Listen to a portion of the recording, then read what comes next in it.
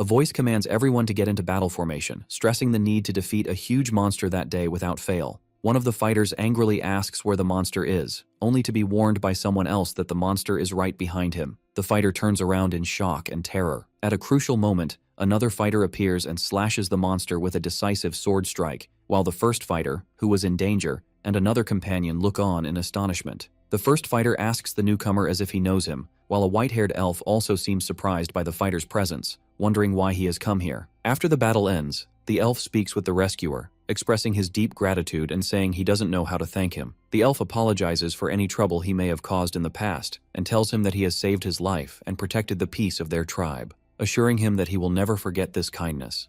A system message appears, indicating the player's first achievement, an outsider who gained the trust of an elf, granting him free movement in the elf race's territories. The elf adds that his younger sister also has something to say to the fighter. His sister steps forward and reminds him of her previous offer for him to become her companion. The character receives another first achievement, the title, An Outsider Who Gained an Elf as a Companion, allowing him to use equipment of the elf race. The elf maiden agrees to his request, saying she would like that too, then hesitantly adds the word, and. The scene shifts to a joyous wedding ceremony, where the bride and groom celebrate amidst the cheers of the crowd. The fighter and the elf maiden exchange rings and kiss each other. A new achievement notification appears, announcing that the player is the first outsider to marry an elf woman, but a powerful voice suddenly interrupts the notification and orders it to stop. The scene changes completely to a man standing on a stage in front of an audience, telling them he spent countless hours thinking about how to present what he is about to say. The man announces that the game Ares is not just a simple game, but that all the characters in it are equipped with artificial intelligence that allows them to make their own decisions and act based on their own personalities, describing Ares as another world. The audience is stunned,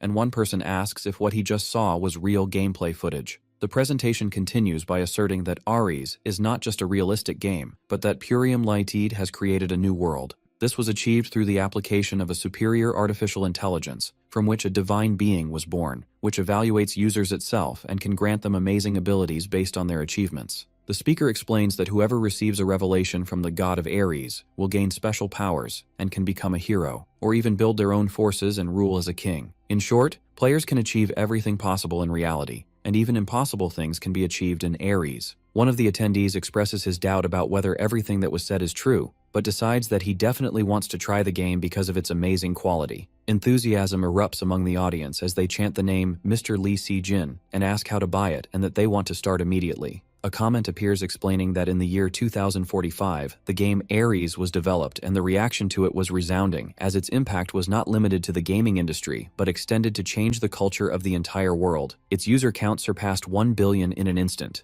A year later, a new player stands and expresses his astonishment, saying that the game is more realistic than he had heard. Another player expresses his deep admiration, noting that the experience feels like a real journey inside the beginner's zone. One player realizes that a person's physical abilities in the real world are reflected inside the game. One player draws his companion's attention to a scene in front of them, pointing to an event that has been in the game since its launch, smashing a wooden dummy, and it is said that 1.2 billion people have tried to accomplish it, but they have all failed. It is rumored among the players that success in the Wooden Dummy Challenge grants the winner a very special Ares game capsule worth 50 million won, in addition to a 5-point increase in all their stats. Although the quest seems simple and requires only 10 strikes, the number of challengers has recently decreased. The reason for this is that the prevailing consensus considers this challenge impossible, especially after a series of national sports representatives failed, and even the gold medalist hero Hanul failed to break it. For this reason, there was much talk about this challenge, but the players stood gathered without any of them trying, as they were all waiting for the arrival of humanity's true and final hope.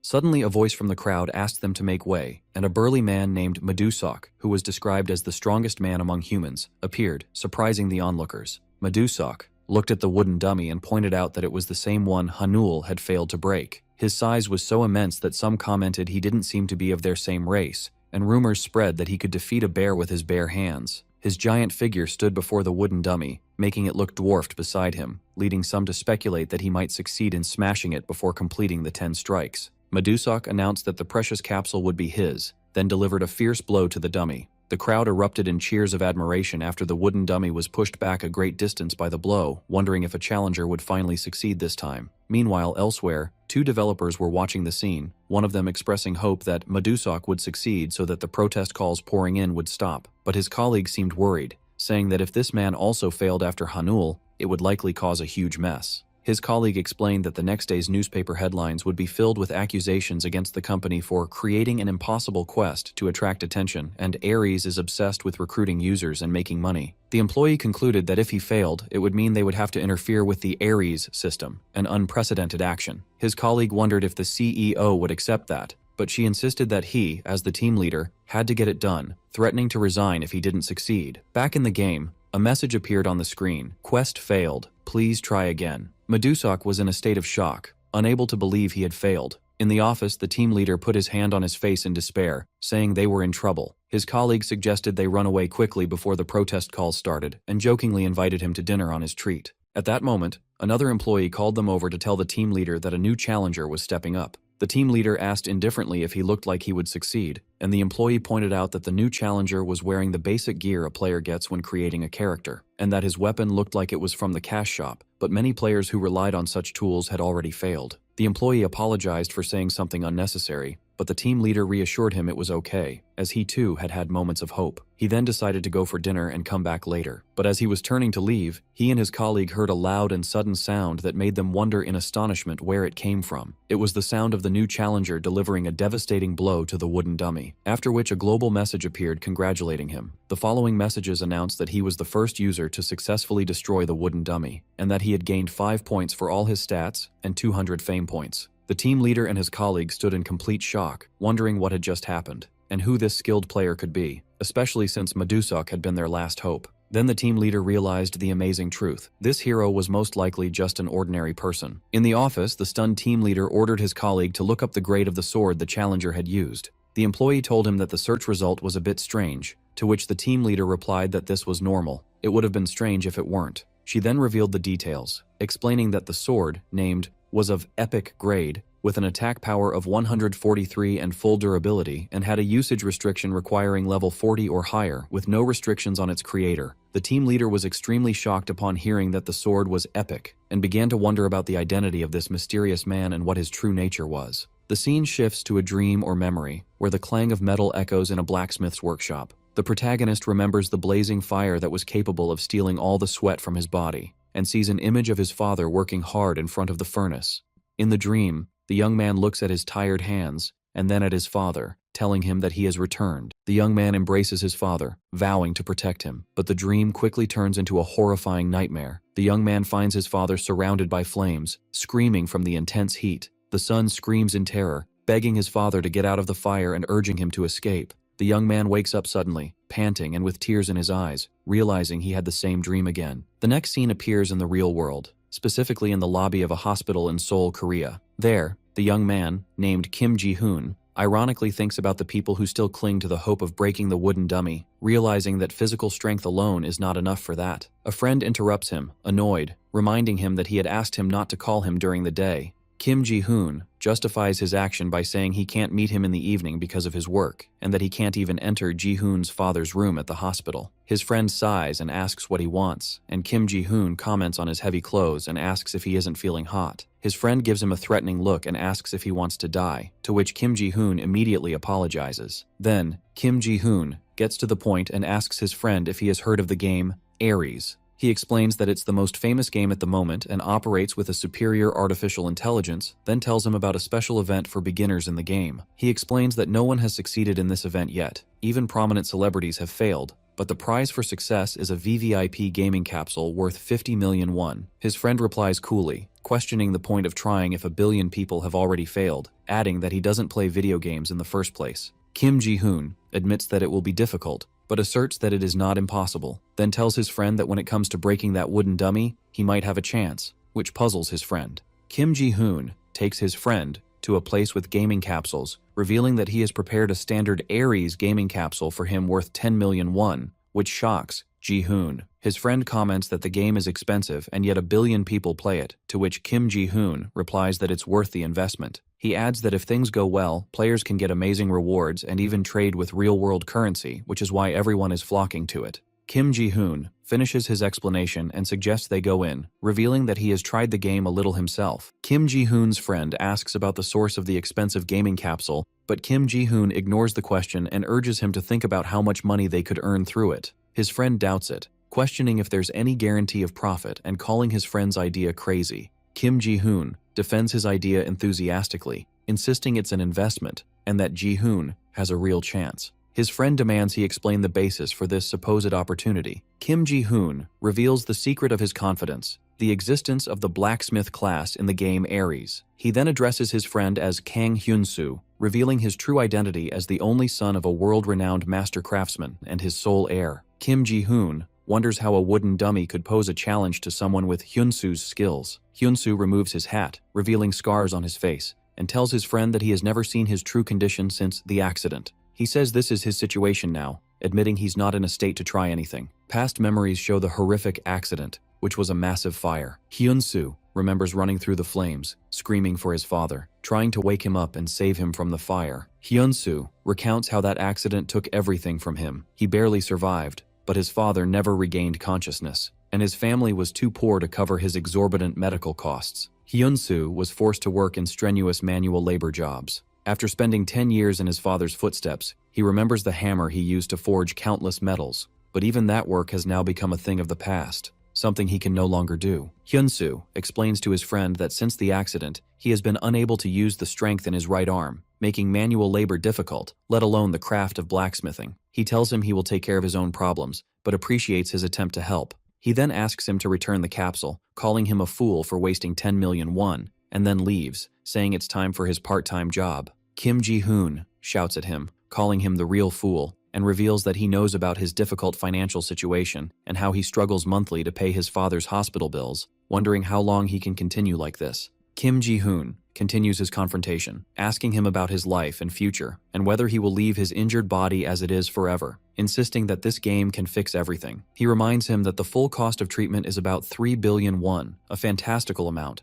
but that doesn't mean he should give up. Kim Ji-hoon reminds him of his old passion and dream of living as a blacksmith for the rest of his life, and shouts enthusiastically that he can achieve that in the game Ares. Kim Ji-hoon vows to take responsibility for the 10 million won and begs him to listen to him just once. He pleads with him to give it just one try, promising he won't pressure him after that. The memory of the fire and his trapped father flashes again in Hyun-soo's mind, who stands silently looking at his trembling and weak right hand, as the scene shifts to a construction site where his work is supposed to begin. At the construction site, Hyun-soo tries to focus on his work, thinking that his friend Ji-hoon has filled his head with pointless ideas. He tells himself he must hurry and earn money for his father's treatment. But as he works, a loud clang of metal echoes in his heart, awakening a deep nostalgia for his past. In the end, involuntarily, Hyun-soo finds himself returning to the place with the game capsules, admitting that the sound of metal led him there. His friend's enthusiastic words about his dream of living as a blacksmith and how he could achieve it in Ares echo in his mind.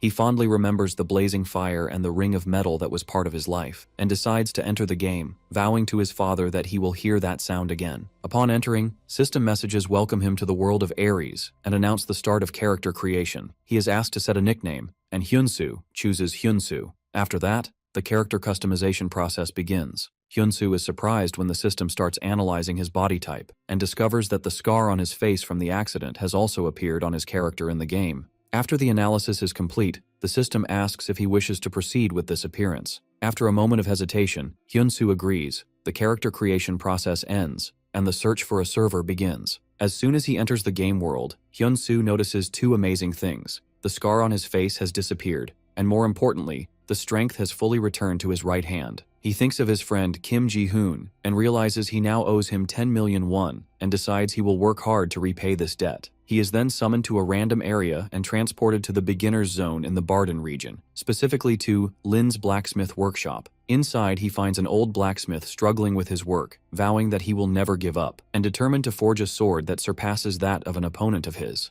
The blacksmith was striking the metal with force, desperately pleading for his attempt to succeed. Hyun-soo calmly interrupts him, telling him that this is not the right way to do it, which startles the blacksmith. The blacksmith is surprised by the presence of a stranger and asks what he just said. Hyun-soo repeats that the way the blacksmith is working is not the proper way. The blacksmith gets angry and asks Hyun-soo with disdain, being just a kid and a stranger, what he could possibly know about blacksmithing, and Hyun-soo tells him he will never make a strong sword this way. Hyun-soo explains that he knows it's none of his business, but he couldn't stand by and watch the blacksmith sincerely try to forge a great sword in the wrong way. The blacksmith scoffs at his words, wondering if he's talking as if he really knows how to do it. After a moment of thought, the blacksmith decides he has nothing to lose and hands the hammer to Hyun-soo, challenging him to show what he can do. He tells him he will watch him closely to see if he has the skills to back up his confidence. Hyun-soo thinks to himself that his original plan was to approach the blacksmith and ask to use his workshop, but this development might also be in his favor. He then turns to the blacksmith and tells him he has one condition. The blacksmith is surprised by Hyun-soo's condition,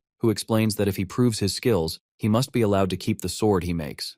In return, Hyun-soo promises to show him something worth watching, and the blacksmith calls him arrogant. The blacksmith laughs, saying he likes this confidence and hopes it lasts. But he warns Hyun-soo that if he fails, he will pay the price for his arrogance, which Hyun-soo agrees to. Hyun-soo picks up the hammer and thinks that 3 years have passed. He admits to himself that despite speaking confidently, he is not sure if he still has the talent. But as soon as he starts striking the metal, the familiar feeling returns, and he feels confidence fill him, realizing he can do it. Images of his sick father and his friend Ji-hoon flash through his mind, driving him to work with all his determination, as if asking them to wait a little longer. Forgotten feelings begin to return to him, from the familiar clang of steel to the burning heat on his skin. He feels overjoyed to be back in his natural place, realizing that his body still remembers the craft, and his confidence that he can succeed is renewed. The old blacksmith watches his work, and at first he thought Hyun-soo was just a bad imitator, but he soon admits that his form is not bad and that he must have some experience. However, the blacksmith believes this is the furthest Hyun-soo can go, and is puzzled by his overwhelming happiness while working. The blacksmith believes that enjoying work doesn't matter. Results are everything in this world, and without a special skill, Hyun-soo will inevitably hit a dead end. He feels that his decision to let him try was a waste of time because it is impossible for a player in the beginner's area to have a skill in blacksmithing. Suddenly, the blacksmith sees something that amazes him in the metal Hyun-soo is working on. He notices that Hyun-soo is using an advanced technique where he folds, reheats, and tempers the steel repeatedly, concluding that it is a method to increase strength while eliminating impurities. The blacksmith is shocked,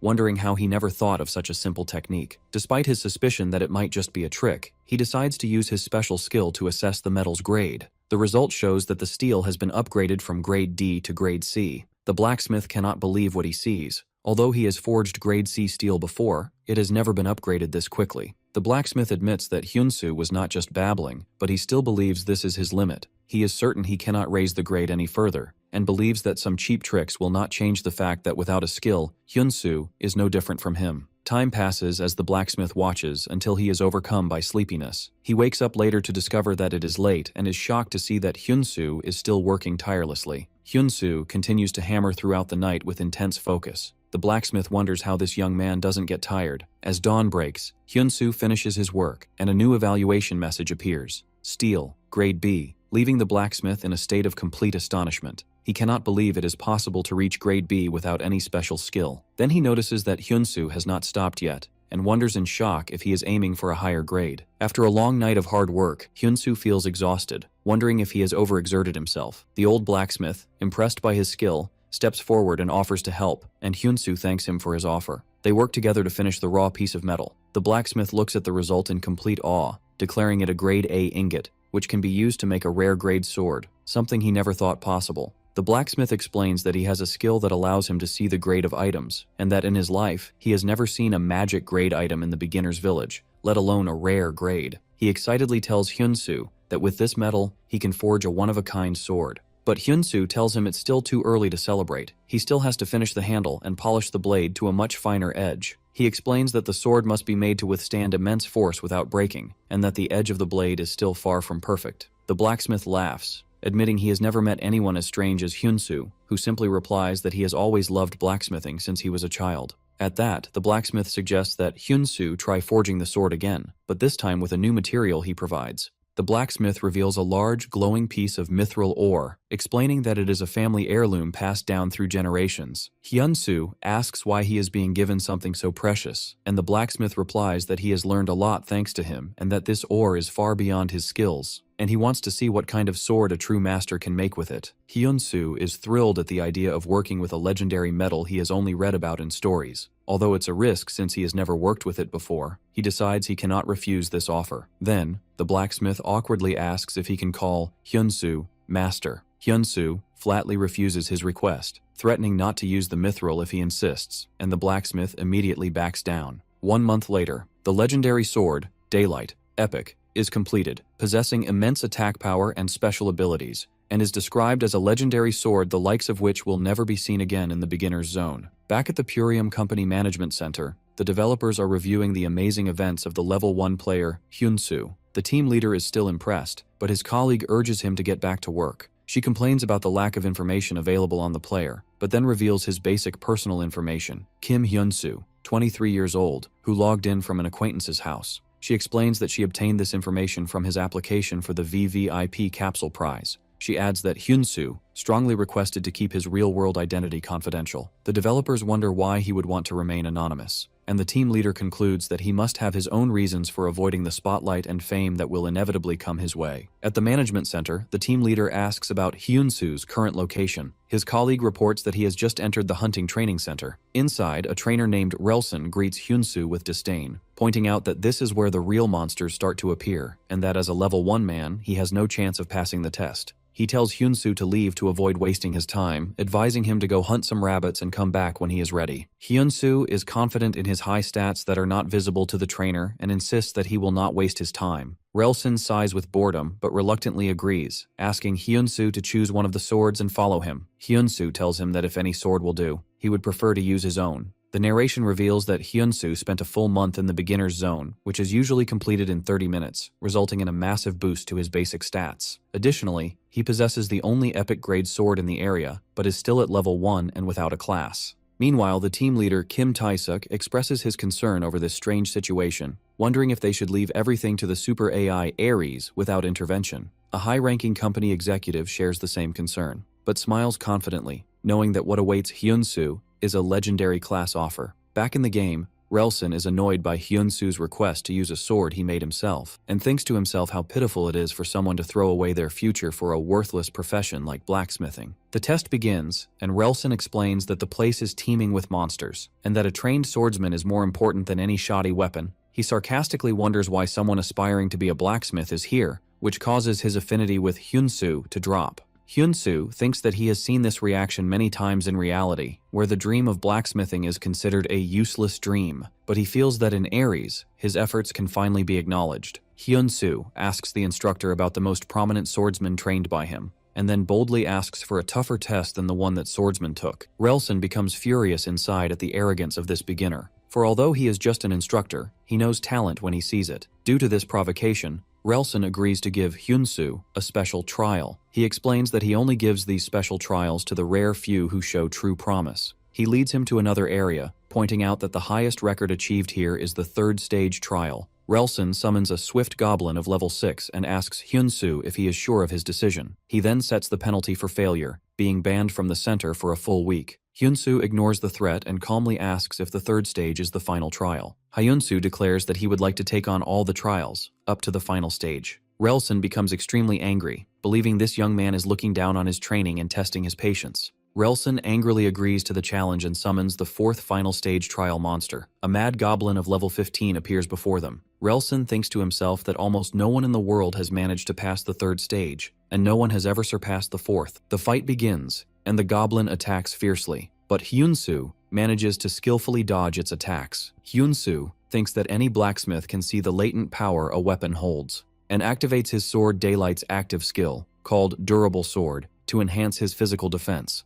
The sword releases immense power, and Hyun-soo declares that no weapon here can surpass his sword, then defeats the swift goblin from the previous stage. But another goblin ambushes him and lands a powerful blow. Relson notes that the blow was critical and instantaneous, which is why swift goblins are considered the nightmare of beginners. Relson believes that Hyun-soo is done for. No matter how good the weapon, it is worthless without skill. But to his surprise, Hyun-soo survives the critical hit with 82% of his health points remaining. Hyun-soo attributes his survival to the long time he spent crafting weapons, which significantly boosted his stats, especially strength and vitality. Relson declares that the real danger begins now, as the Mad Goblin uses a special skill called Thorns of Madness, which causes Hyun-soo to become dizzy and his vision to blur. Although Relson is impressed by Hyun-soo's performance, he believes this is his end, and that the battle will end here. But Hyun-soo decides to focus, trust the weapon he made, and do everything in his power. He activates the passive skill of his sword, Daylight, called Swift Blade, which greatly increases his attack speed. Hyun-soo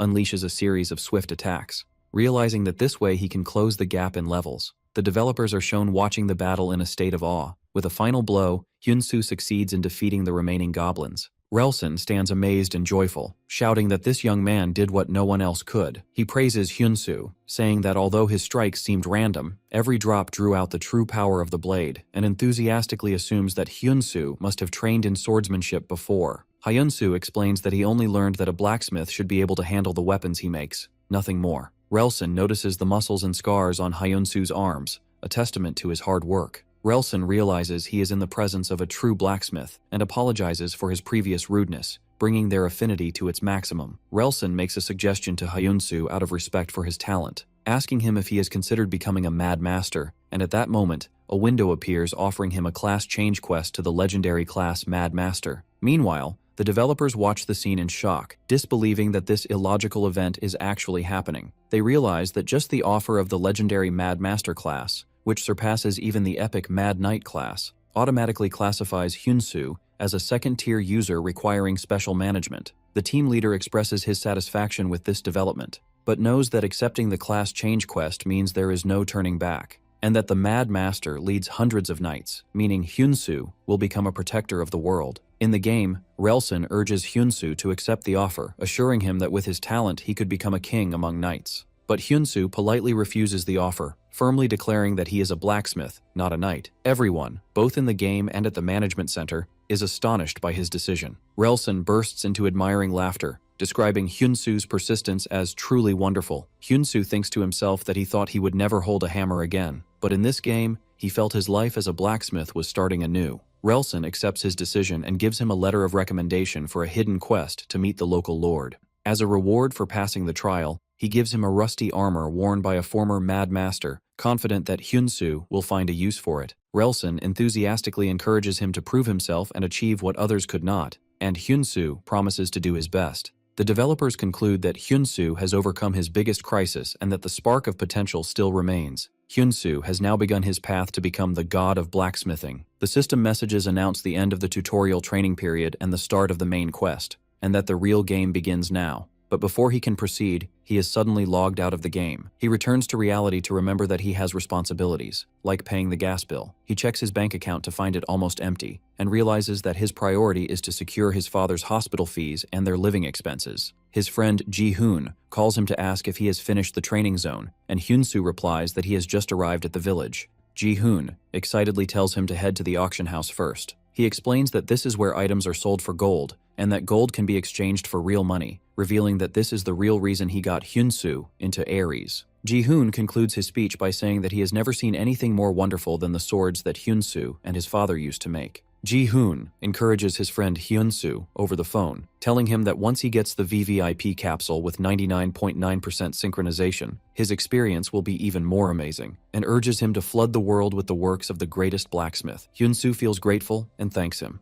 After the call, Hyunsu feels his path is now clear. He decides to focus on crafting and quests to earn gold, realizing he also needs to manage his stamina to achieve this. Hyunsu starts exercising, realizing that playing games consumes a lot of energy, though it doesn't compare to the effort of real blacksmithing. As he runs, he vows to his father that he will endure and ensure he wakes up again. Hyunsu returns to the world of Ares and enters the auction house directly. He chooses a name for his shop, Hyun's Forge. Hyunsu waits as his shop tool is being created. After the system finished creating the shop, the system grants him the ability to use the auction panel anytime, anywhere. Hyunsu wonders what he should put up for sale first, and remembers he has one prototype he made in the workshop. He reviews the details of Hyun's first sword, a rare grade sword, and recalls that the average market price for similar swords is about 70 gold pieces, and that his friend advised him not to sell it too cheap. He decides to list the sword for 100 gold pieces, then intends to explore the village systems while he waits. An alert was sent to all players regarding the sale. Elsewhere, a player notices that the auction board has exploded with activity due to an unusual post. The bidding price for Hyunsu's sword starts to rise rapidly, surpassing 300 gold pieces. This catches the attention of a member of the Golden Shield Guild, who rushes to inform the guild's vice captain about this amazing item. The member explains that the sword's creator is a level 1 player with no class, and that he made the best sword from the most primitive raw materials, and it even has an option for enhancement. The vice captain analyzes the situation, noting that using low-quality materials for enhancement reduces the chance of success, meaning the creator was clever in saving costs. He concludes that this weapon, with a small investment, could remain effective up to level 50. He also notes that the sword's name, The first sword makes it a valuable first piece for collectors. The vice captain realizes that the prestige that comes from being the first to discover and purchase the work of this talented craftsman is the real gain and decides to proceed with the purchase. Meanwhile, Hyun-soo feels a bit embarrassed and anxious, wondering if his sword will even sell since it was just a practice piece. Suddenly, a notification appears announcing that Hyun's first sword has been sold. Hyun-soo is shocked by how quickly it sold. He checks the final selling price and is amazed to see it sold for 1,008 gold pieces, after he listed it for only 100. He quickly realizes that this amount is equivalent to over 1 million Korean won, and he is overcome with a feeling of happiness and disbelief. Hyun-soo discovers that the buyer is the Golden Shield Guild, and he receives a message from them congratulating him and offering him an exclusive sales contract or to join the guild. He looks up information about the guild and is even more shocked to discover that it is a massive blacksmithing guild with 780,000 followers. Hyun-soo remembers his friend Ji-hoon's words that gaining followers is much harder than leveling up, and that having a large number of followers means significant user interest, and this interest can directly lead to profit. He checks the follower count for his shop, Hyun's Forge, to find it's only 82. However, when he opens his message box, he finds it flooded with offers to join from various guilds. Hyun-soo realizes that Ares is the place waiting for the blacksmiths who are disappearing from reality, and that the value of a craftsman's skills shines even brighter when supported by precise data and numbers. Hyun-soo decides it's not yet time to join a guild and heads to the Lord's castle, determined to show his true worth, which begins now. In the castle, Lord Vance was talking with his advisor Bell, wondering if repairing an artifact was truly impossible. Bell explains that the restoration process carries a risk of failure, which could lead to losing the piece forever, which is why they must find the best restoration expert on the continent. Vance comments that this expert is only in the capital. Bell confirms he is an eccentric person who refuses to meet anyone, making summoning him difficult. The Lord feels sad that he cannot abandon the affairs of his territory and go himself, especially since the uniquely shaped bow is his father's only legacy. It is revealed that Bell is actually a level 100 scammer player disguised as a blacksmith who has spent a week gaining the Lord's trust to deceive him. Bell offers the Lord to take the bow to the capital for restoration for 300 gold pieces. Before the Lord agrees, Hyun-soo suddenly enters, interrupting them and confidently declaring that the bow can be restored right here on the spot. Bell seethes with anger inside as his plan is about to be ruined. The Lord asks Hyun-soo in shock if he can really repair the burnt bow. Here in the castle, without needing to take it to a blacksmith shop, the Lord orders a guard to inquire about the man's identity, and the guard replies that he is the person who came with a letter of recommendation from instructor Relson. The Lord is surprised at the mention of an instructor from the beginner training center. As the Lord of Barden, he officially asks Hyun-soo to tell him about his skills and experience. Hyun-soo introduces himself, saying his name is Hyun-soo, he is level 1, and his class is unemployed. Bell explodes in anger, not believing that a level 1 player dares to speak so arrogantly in front of the Lord. Bell shouts that restoration is a skill only learned by blacksmiths above level 80, and accuses Hyun-soo of interfering with his work that he spent a whole week on and orders him to leave. Hyun-soo calmly replies, telling Bell that he is mistaken and that this bow is not a recurve bow. Hyun-soo corrects Bell's information, explaining that the bow is not a recurve bow, but a gakgung, a traditional Korean composite bow. Confusion appears on the faces of both the Lord and Bell due to the unfamiliar name. Hyun-soo addresses the Lord, saying he heard the story from the guard Baker and knows that the Lord wishes to restore his late father's burnt bow, which was a gift from a mysterious foreigner. The Lord confirms that the bow was one of a kind and had never been seen in this land before, but he expresses his weariness of being deceived by strangers with false claims about the family heirloom. He sternly warns Hyun-soo to only speak words he can prove. Hyun-soo asks to confirm one thing, and surprises the Lord by suggesting that the bow, despite being a gift from a foreigner, was actually made in this very land. Hyun-soo explains his deduction, pointing out that he saw a painting of a water buffalo in the hall, and that this animal's horns are considered a precious material even in his world.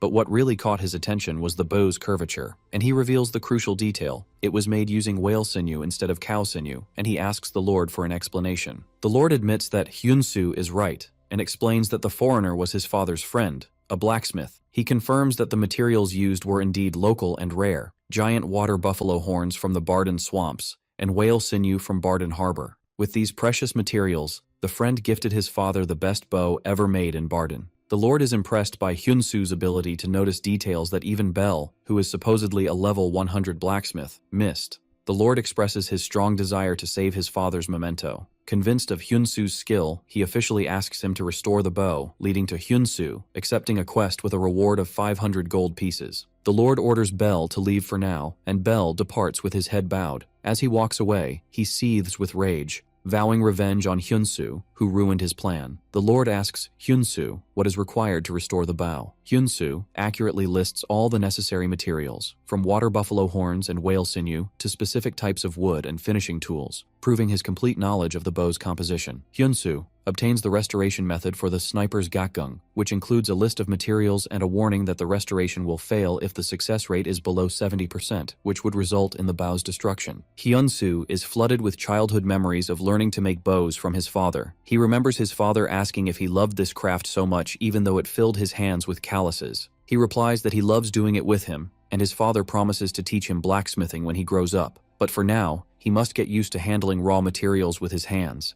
In the present, Hyunsu whispers with tears in his eyes, "Yes, Dad," and thinks about the high synchronization rate of his gaming capsule. He feels the familiar sensation in his hands and is confident he can restore the bow perfectly, just as his father taught him. Upon seeing this confidence and expertise, Lord Vance offers his help. Hyunsu and Lord Vance work hard together day and night, with Hyunsu engrossed in shaping the wooden parts of the bow, while the Lord watches him intently. The Lord admits that working all day is not easy and his strength is starting to wane, but he adds that seeing the happiness on Hyunsu's face gives him the strength to continue. After a full week, the exhausted Lord asks if he can go back, but Hyunsu insists he stay to help install the frame. Hyunsu guesses that the reason the Lord comes every day is his desire to restore his father's memento with his own hands, which the Lord confirms. The Lord explains that this bow is all that remains of his father's memory. Then the Lord asks Hyunsu why he enjoys the work as well. Hyunsu replies with a smile that he also has many good memories associated with this craft. They agree that restoring memories takes time and effort. Quick shots show the passing of the next 20 days as they work hard on the various parts of the bow. Finally, the last day arrives. The restoration of the sniper's gakgung is complete, and it is reborn as an epic weapon with stats and abilities far superior to its original form. The Lord stands before his father's statue, wondering if he is watching, and thinking how another mysterious foreigner has gifted him this bow once again. Hyunsu suggests the Lord try the bow to see if it feels as he remembers. The Lord draws the string and releases an arrow with immense force, and notes in amazement that it doesn't feel the same. Then he bursts out laughing with joy, declaring that it has become much greater than before, and the quest completion message appears. The system announces that his affinity with Lord Vance has reached its maximum due to the incredible success that exceeded 100%. The Lord thanks Hyunsu, saying that he can now perform his duties with a peaceful heart. The Lord feels that the promised reward is too little for what Hyunsu has done. As a result of the overwhelming success, the quest reward is upgraded. In addition to 2,000 gold pieces, the Lord grants him free use of the blacksmith's workshop. Hyunsu is overjoyed, realizing that the gold is equivalent to 2 million won, which is more than enough to cover his expenses for a long time. Then the Lord asks him if he has ever considered learning swordsmanship. The Lord reveals that before he became the Lord of Barden, he was a swordsman himself. He talks about the first swordsmanship, a secret sword art of the Prime Kingdom, the technique that subdued the endless monsters and brought stability to Barden. The Lord tells Hyunsu that although he is undoubtedly a natural-born blacksmith, he also saw in him the talent of a swordsman. He explains that instructor Relsen's recommendation, along with his own personal observations, confirmed this for him. The Lord lists Hyunsu's qualities, from his exceptional physical condition and quick reflexes to his deep knowledge of weapons, and offers to share a part of the essence of his swordsmanship with him. Lord Vance offers Hyunsu a skill quest to learn the first swordsmanship training, confident that Hyunsu will succeed if he works as hard as he did in the workshop. Hyunsu considers this training an unexpected gift, and a busy month passes. During this month, Hyunsu was busy crafting his own gakgung bow and restoring the rusty Madmaster armor.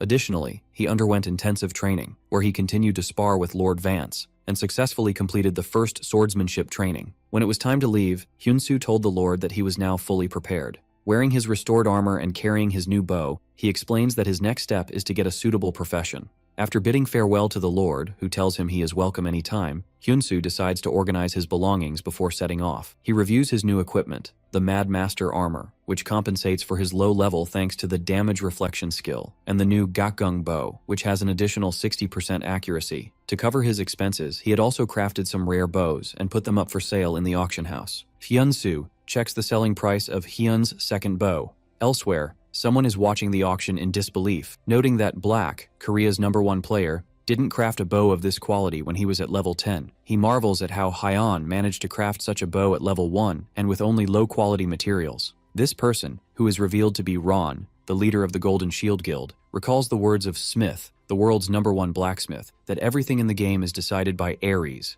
and that the AI Ares, if impressed by a player's actions, grants them a suitable profession, skill, or title. Ron concludes that for the master of Hyun's workshop to be able to craft artifacts of this level, he must hold a legendary class title, just like Smith. Back to Hyun-soo, he is stunned when he sees that the final auction price for his bow is 2,050 gold pieces, equivalent to 2 million won, an amount beyond imagination for an in-game weapon. He also notices that his follower count has jumped to 3,200, and he is so flooded with guild invitations and crafting requests that he can't even check them all. Hyun-soo feels he is ready to set off, and sets his destination, the Holy Land of Blacksmiths, the Tower of Blacksmiths. He travels through the scenic landscapes, until he reaches the towering structure, and is awestruck by its magnificence up close. But he finds the entrance sealed by a magic seal bound with chains, and wonders how to get in. A system message appears, explaining that this is the Tower of the Swordmaker, and that to become a blacksmith, he must break the seal with a sword forged in the magic workshop. Hyun-soo examines the seal and realizes it is made of volcanic basalt rock. He finds the entrance to the magic workshop nearby, and enters it to begin the training required for the test. In the magic workshop, Hyun-soo learns the rules. Materials and tools are provided in infinite quantities. Production time is significantly shortened, but the swords made here can only be used for the test. Hyun-soo thinks about the test, which is to break a stone seal with a sword, and concludes that the test focuses solely on his crafting ability, specifically, crafting a sword capable of cutting stone. Elsewhere in the tower, Ding, the master of the Tower of Swordmakers, sits muttering angrily about worthless fools. He complains that everyone who comes only asks how to make money quickly, and that they are only interested in producing junk using skills and selling it, without any respect for the real work in the workshop. Ding sadly declares that the true path of the blacksmith is dead, and that everyone now only seeks gold. Due to his despair, he allows anyone who simply wants the title of blacksmith to pass a simple test, knowing that their superficial efforts will never enable them to break the real seal. At best, they might scratch it a little. While Ding sees the task as impossible, Hyun-soo decides to make a Damascus sword. The system advises him that this type of sword is only made by professional blacksmiths, and recommends starting with a simple iron dagger. But Hyun-soo insists on trying, believing that as long as he knows the method and has unlimited materials, he can at least try. He remembers his father's words that a sword can cut stone and that he would pass on to him a special forging method he developed himself. Inspired by his father's teachings, he feels confident in his ability to accomplish the task. Hyun-soo gets excited as he sees the possibilities available to him: perfect smelting facilities and equipment, an unlimited supply of ores, and shortened production time. He describes the game as insane, and begins to work with unparalleled enthusiasm and passion. Meanwhile, Ding is suddenly awakened from his sleep by a violent vibration, and he wonders about the source of this tremor. He realizes that the entire tower is shaking, due to someone hammering with immense force. Ding rushes to see what is happening, and is shocked when he sees the sealed stone, which he thought was unbreakable, has been split in half. Ding stands speechless, as he sees Hyun-soo calmly walk through the open entrance. In a moment of awe, Ding declares that the god of blacksmithing has finally appeared. Hyun-soo approaches him and simply asks if he has passed the test. Ding replies that they usually measure ability by the mark the sword leaves on the stone, but since Hyun-soo completely destroyed the stone, they couldn't measure anything. As Hyun-soo wonders if this means a retest, a glowing magic circle appears on the ground. Ding clarifies that it is not a magic circle, but a summoning circle. The Tower Master, Ding, presents his special hammer to Hyun-soo. Hyun-soo accepts it in confusion and receives a system message confirming he has obtained Ding's hammer. A new SS rank quest begins, and Ding tells him that there is a real trial he must now overcome. With his wishes for success as the god of blacksmithing, Hyun-soo is suddenly transported to another place. Hyun-soo finds himself on the walls of a castle, confused by the sudden transport and wondering if this is a new test. He is surprised by an army of invading orcs advancing towards the castle. An SS rank quest appears, requiring him to defeat the orc army, which shocks him, as he doesn't understand its connection to a blacksmithing quest. The soldiers on the wall see him and cheer for the arrival of reinforcements from the master blacksmith. The condition for completing the quest becomes clear: achieve a 70% contribution among 50 warriors. Hans, the leader of the suppression squad, a level 48 warrior, welcomes him. Hans explains that the orc invasion is getting fiercer and that much of their equipment has been damaged, and he asks Hyun-soo to use his skills to repair it quickly. Hyun-soo clarifies that there is a misunderstanding. He has not yet changed his class to a blacksmith and possesses no skills. Hans asks in bewilderment about the hammer he is holding, and Hyunsu explains in confusion that he received it as part of a class change test and was sent here for an additional test. When asked about his combat experience, he admits that he is still a complete beginner in fighting. The soldiers are disappointed. They were expecting support but got a beginner who needs protection. Hans orders Hyunsu to stay in the watchtower for his own safety until they return. Suddenly, an orc threw a huge axe towards Hans. Hyunsu quickly rushed towards Hans and parried the axe with surprising ease. He then asks Hans if he can join the fight despite being a beginner. Hyunsu realizes that this is the real test. While Hans looks at him in confusion, he feels confident that if he fights as he did against the goblins, everything will be fine. Hans agrees and tells him to follow Ben's squad. Hans charges into battle, taking the lead. Immediately, Hyunsu feels the immense pressure of a real battle, which is completely different from fighting goblins. Despite this, he feels confident that he will not lose. Hyunsu engages the orcs with skill, succeeds in defeating a level 10 orc, and his level rises to 2, realizing that his month of training was not in vain. Ben watches him in disbelief, amazed at the strength of a player who doesn't have a class. In the heat of battle, the soldier Ben finds himself in imminent danger. Hyunsu notices the situation and immediately switches his weapon to his Korean bow. He fires a powerful and luminous arrow that cuts through the battlefield and hits the orc in the chest, saving Ben's life at the last moment, but another orc suddenly appears from behind him. Hyunsu manages to hit it skillfully as well, and Hyunsu's level rises several times as a result. The soldiers are stunned, wondering how a single arrow could take down such a massive orc. Hans shouts at Ben to snap him out of his shock, warning him that the orcs are now targeting Hyunsu and are attacking him. Ben feels extremely guilty, realizing that Hyunsu has gotten into trouble because of him, and blames himself for losing focus in the battle. Hyunsu, now surrounded, switches back to his daylight sword and unleashes the rampage skill. The skill randomly attacks all enemies within a 10-meter radius, resulting in the death of many orcs. Hyunsu's level rises again, and his contribution to the mission reaches 19%.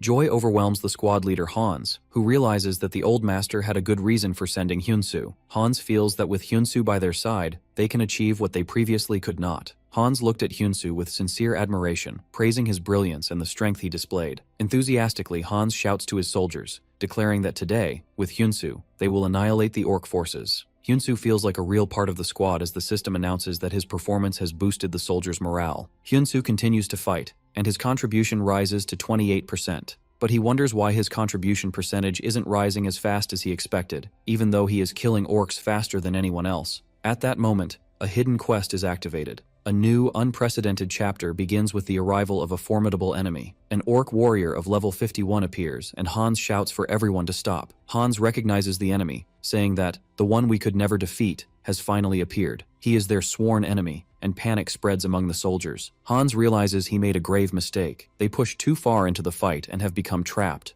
Despite the seriousness of the situation, his soldiers declare that they are ready to fight to the end. Ben agrees with them, shouting that they will never retreat, and Hans orders them to attack, as they cannot continue the battle like this forever. Hyunsu notices that the soldiers have lost their composure and are rushing recklessly. He tries to provide cover for them with his bow, but is shocked when his arrows bounce off the orc warrior's armor, realizing they cannot penetrate its defenses. Although Hyunsu's bow has options that increase its penetration and accuracy, he discovers that the orc warrior's hide is like tough armor, making attacking it with the bow alone impossible. Despair spreads among the soldiers, and one wonders if they should retreat again, but Hans shouts that they can't retreat anymore. The orc warrior charges and easily cuts off Hans's hand. Hans realized that orc was difficult to defeat with his current strength. Hyunsu saw Hans fall to the ground, covered in blood. Hyunsu shouts the leader's name, Hans, in an attempt to alert him. Fear spreads among the soldiers as they hear the orcs roar. A soldier cries out in despair that he can't break through their armor no matter what he does, and another feels that they will all be wiped out.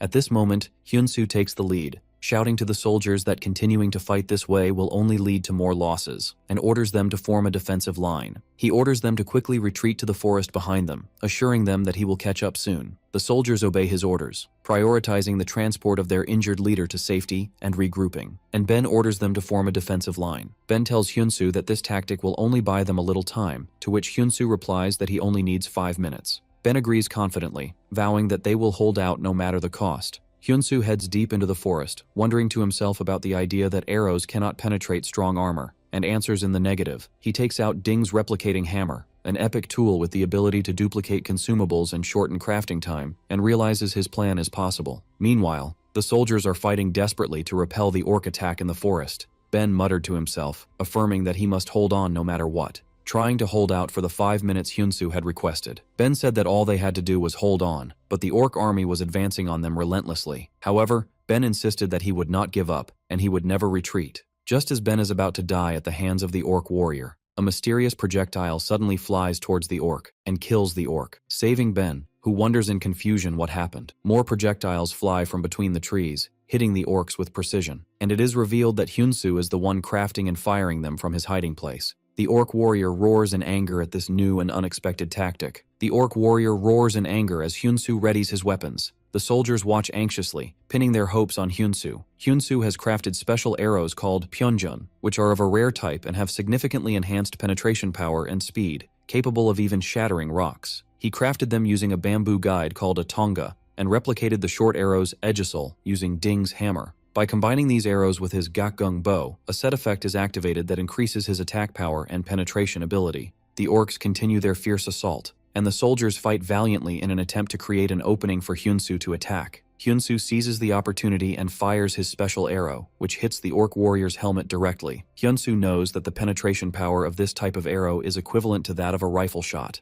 The arrow pierces the thick armor and kills the orc warrior with a single decisive blow. Hyunsu's level immediately rises by 3. Hyunsu earns the title Orc Slayer, which increases his attack power against them and makes them feel fear towards him. Terror spreads among the remaining orcs, and they begin to flee as the soldiers shout to pursue them. Hyunsu and the soldiers join the chase. Hyunsu jumped on top of one of the orcs that tried to escape, and fired his arrows at it with deadly precision, leaving it no room to escape. He hit the orc with a piercing arrow that lodged directly in its head, and after a short while, they finally wiped out the remnants of the orc army. With the battle over, the mission to suppress the invading orc army is complete. Hyunsu's final contribution reaches 92%, and the system announces that he has completed the mission with an exceptional record. The victorious soldiers chant Master Hyunsu's name. Hyunsu earns the full trust of the squad and receives a hidden title, Battlefield Commander, which increases his charisma by 10 points. Hyunsu sees the injured leader Hans receiving aid. Hans tells Hyunsu with emotion that they had always focused so much on defense that he never thought they would achieve their long-held wish of defeating the orcs. He thanks him deeply. The rest of the soldiers join in expressing their gratitude, and Hyunsu thanks them in return. Hyunsu realizes that his additional test is finally over. He thinks about returning to the blacksmith's tower, but then wonders how to get back there.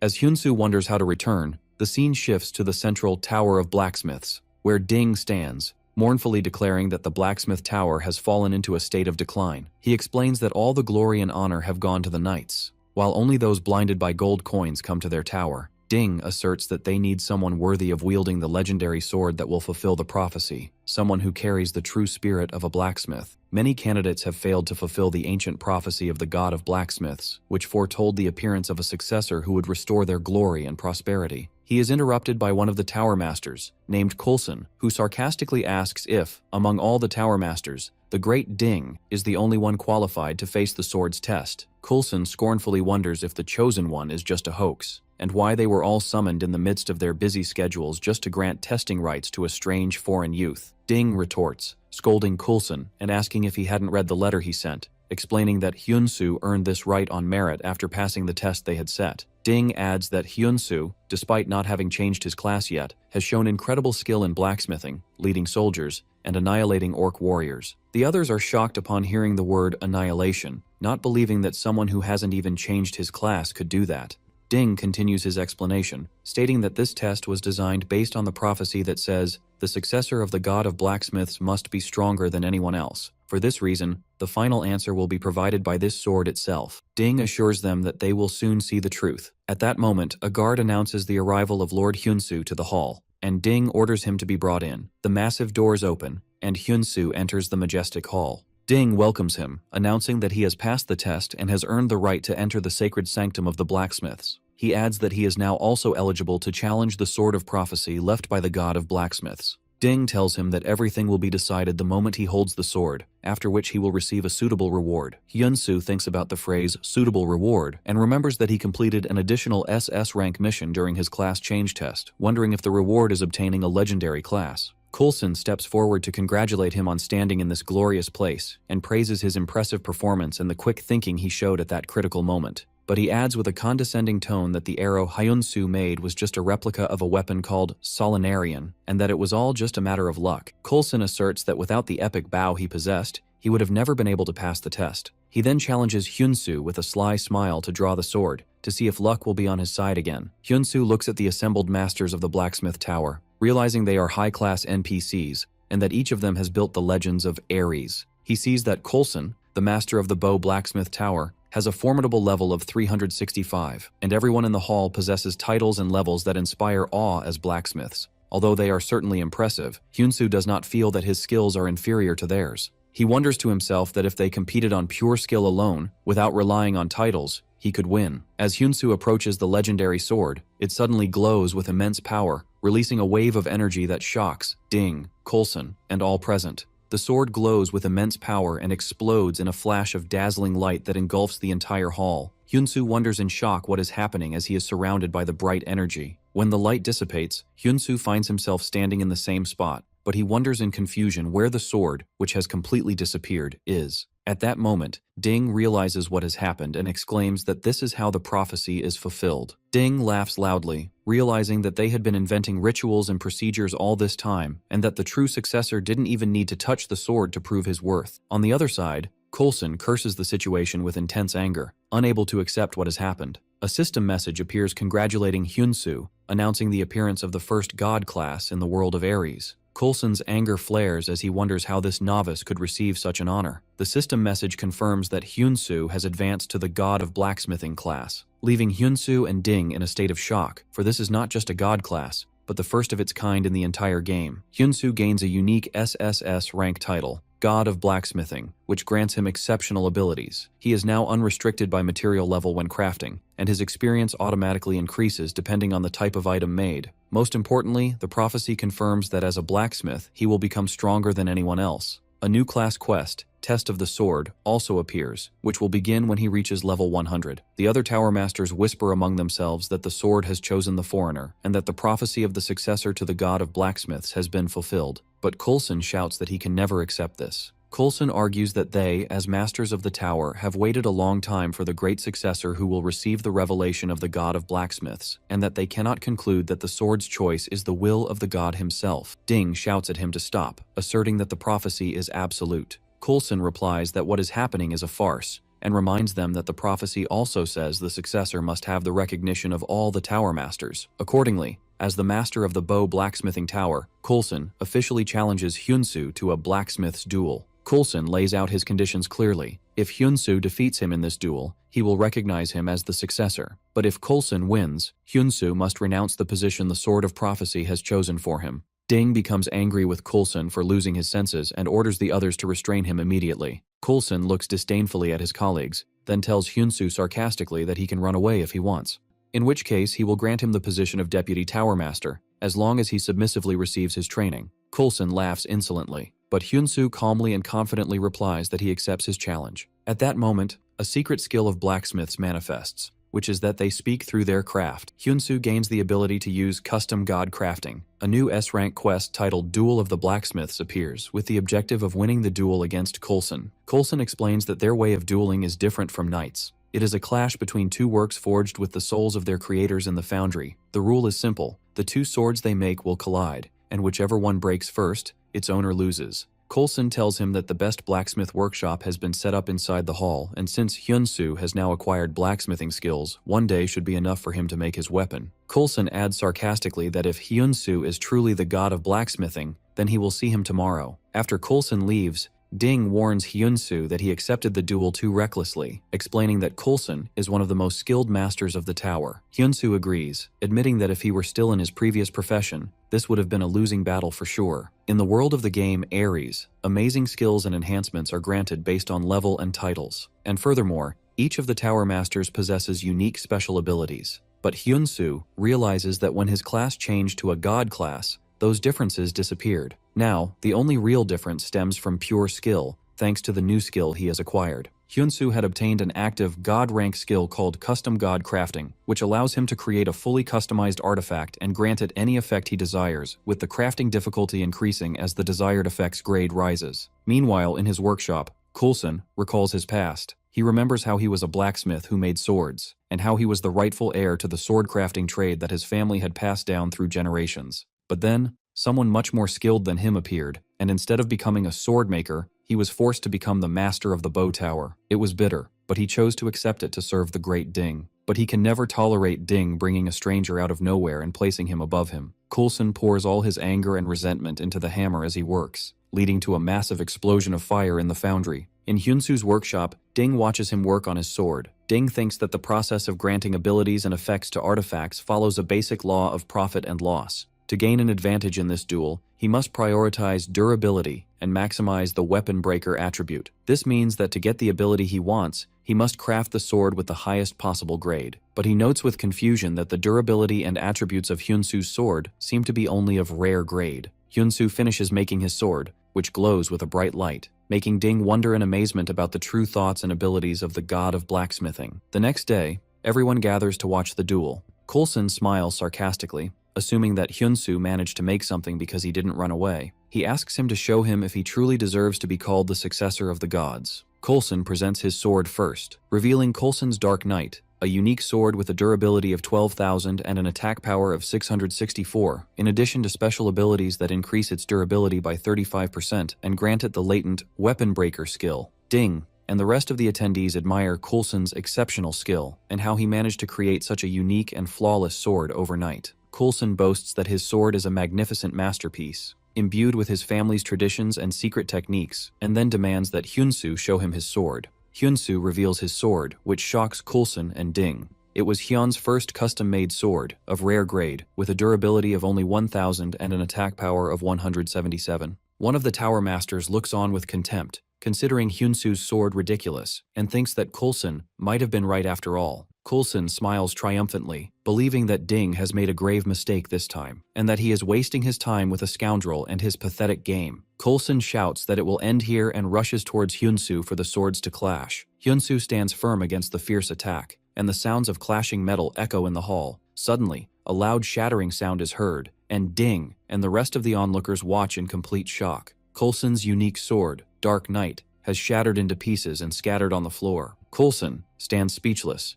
unable to comprehend how it happened. Hyunsu calmly tells him that a sword's value is not determined by its grade alone. The details of Hyunsu's sword appear again, revealing its special active ability, a sword that cuts swords, which gives it a 65% chance to cut the opponent's weapon. It was a unique, unrepairable sword, designed to be destroyed when its durability was depleted. At that moment, Ding remembers his father's words, who told him that the god of blacksmithing would one day appear in this land. Someone who would shatter their traditional concepts and guide them with new teachings, and that everyone would have the chance to meet him. Ding remembers how a young Coulson eagerly asked his father if he too could receive his teachings if he became a great blacksmith. The scene returns to the recent past in the workshop, where Hyunsu explained to Ding that merely breaking swords would not convince the Tower Masters, which is why he decided to make a sword that cuts swords. Ding had wondered at the time if this was really possible, admitting it was never an easy task. Hyunsu had replied that creating an artifact with the desired properties always comes down to the blacksmith's skill and sweat. Now, Ding realizes the truth. It was a bold choice that defied common sense,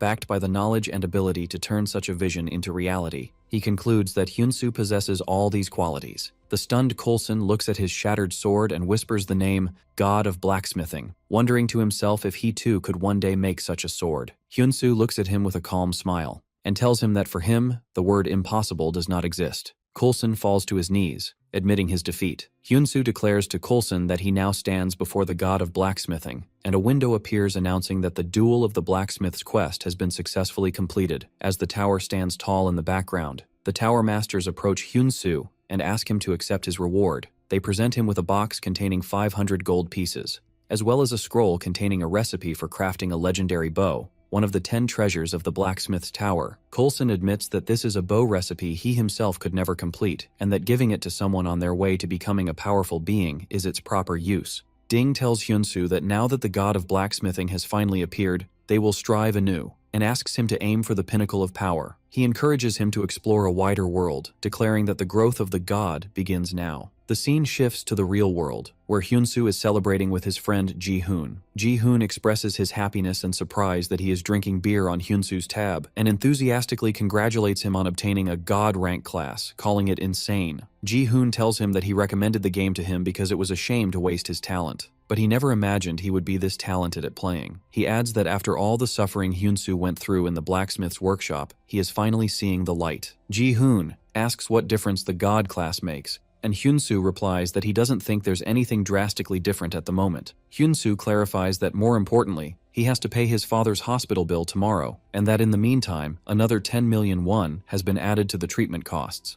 Ji-hoon tells him that he has inquired about his father's new medicine, but since it's not covered by insurance, its cost is at least 20 million won. Additionally, Ji-hoon reminds him of the costs for Hyunsoo's own burn treatments. Ji-hoon concludes that just having the class won't be enough to make money. There's a physical limit to the number of artifacts he can craft and sell. He explains that essentially, he needs to level up and gain fame, as the growth of the god begins now. He advises him to build a relationship with the most famous person in Ares, as that way he can get much larger rewards and rare items even from quests of the same grade, and then use that as a basis to craft top-tier artifacts again. Hyunsoo thinks about the idea of building a relationship with the most famous person in the game, and Ji-hoon excitedly tells him he has an idea and asks him to wait a bit. Ji-hoon cheerfully announces that his big brother will achieve the best accomplishments and help him advance. Hyunsoo scoffs at him and just asks him to try not to get fired from his job. Ji-hoon shows his friend news from the Ares user community, where everyone is talking about how the player, Lord, who is always ranked 21st, has finally reached a legendary class.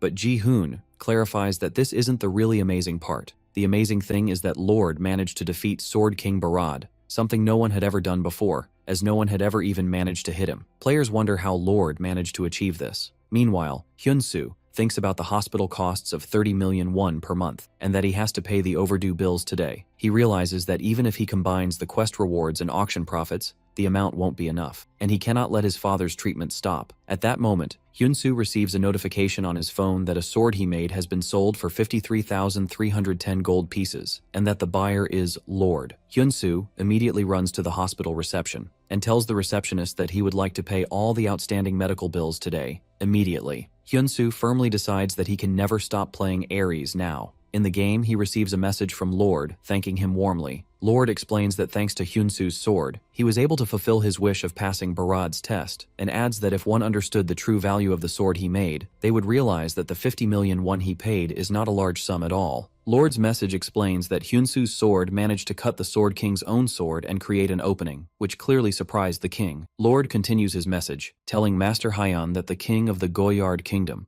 the Sword King Barad, is waiting for him. Hyunsoo reads in confusion that the king wants him to make him a sword, and Lord urges him to go and meet him. Hyunsoo realizes that this opportunity could solve all his problems, from his father's hospital bills to the new medicine. He firmly decides that he must go to meet Barad, and that he will also find his lost workshop on his way. Elsewhere, a stylish-looking man appears. He visits an old blacksmith workshop in this modern age, saying that only 1 month remains on their promise. Back to Hyunsoo, he is talking to his friend Ji-hoon on the phone, who tells him in shock that he can't meet Barad. Ji-hoon scoffs at the idea that just getting a god rank class is everything, wondering how a level 10 beginner can meet a king. He explains that to meet a high-level NPC, the player's level and fame must be equally high, and that to meet Barad, he must be at least level 200. But Ji-hoon reassures him that it's not impossible, and tells him about the Goyard martial arts tournament. He explains that this is an event held every year in the Goyard Kingdom, with level restrictions ranging from 50 to 60. He adds that King Barad is always looking for talented individuals with potential for growth, which is why he holds the tournament for outsiders every year. He confirms that the tournament is scheduled to be held soon, and that the winner receives the prize money directly from Barad himself. Ji-hoon concludes by saying that this is the only way if Hyunsoo wants to meet Barad immediately. Hyunsoo travels in a carriage towards his next destination. Based on Ding's advice, he heads to the castle region. Ding had told him that this place is on the border of the Prime and Goyard kingdoms,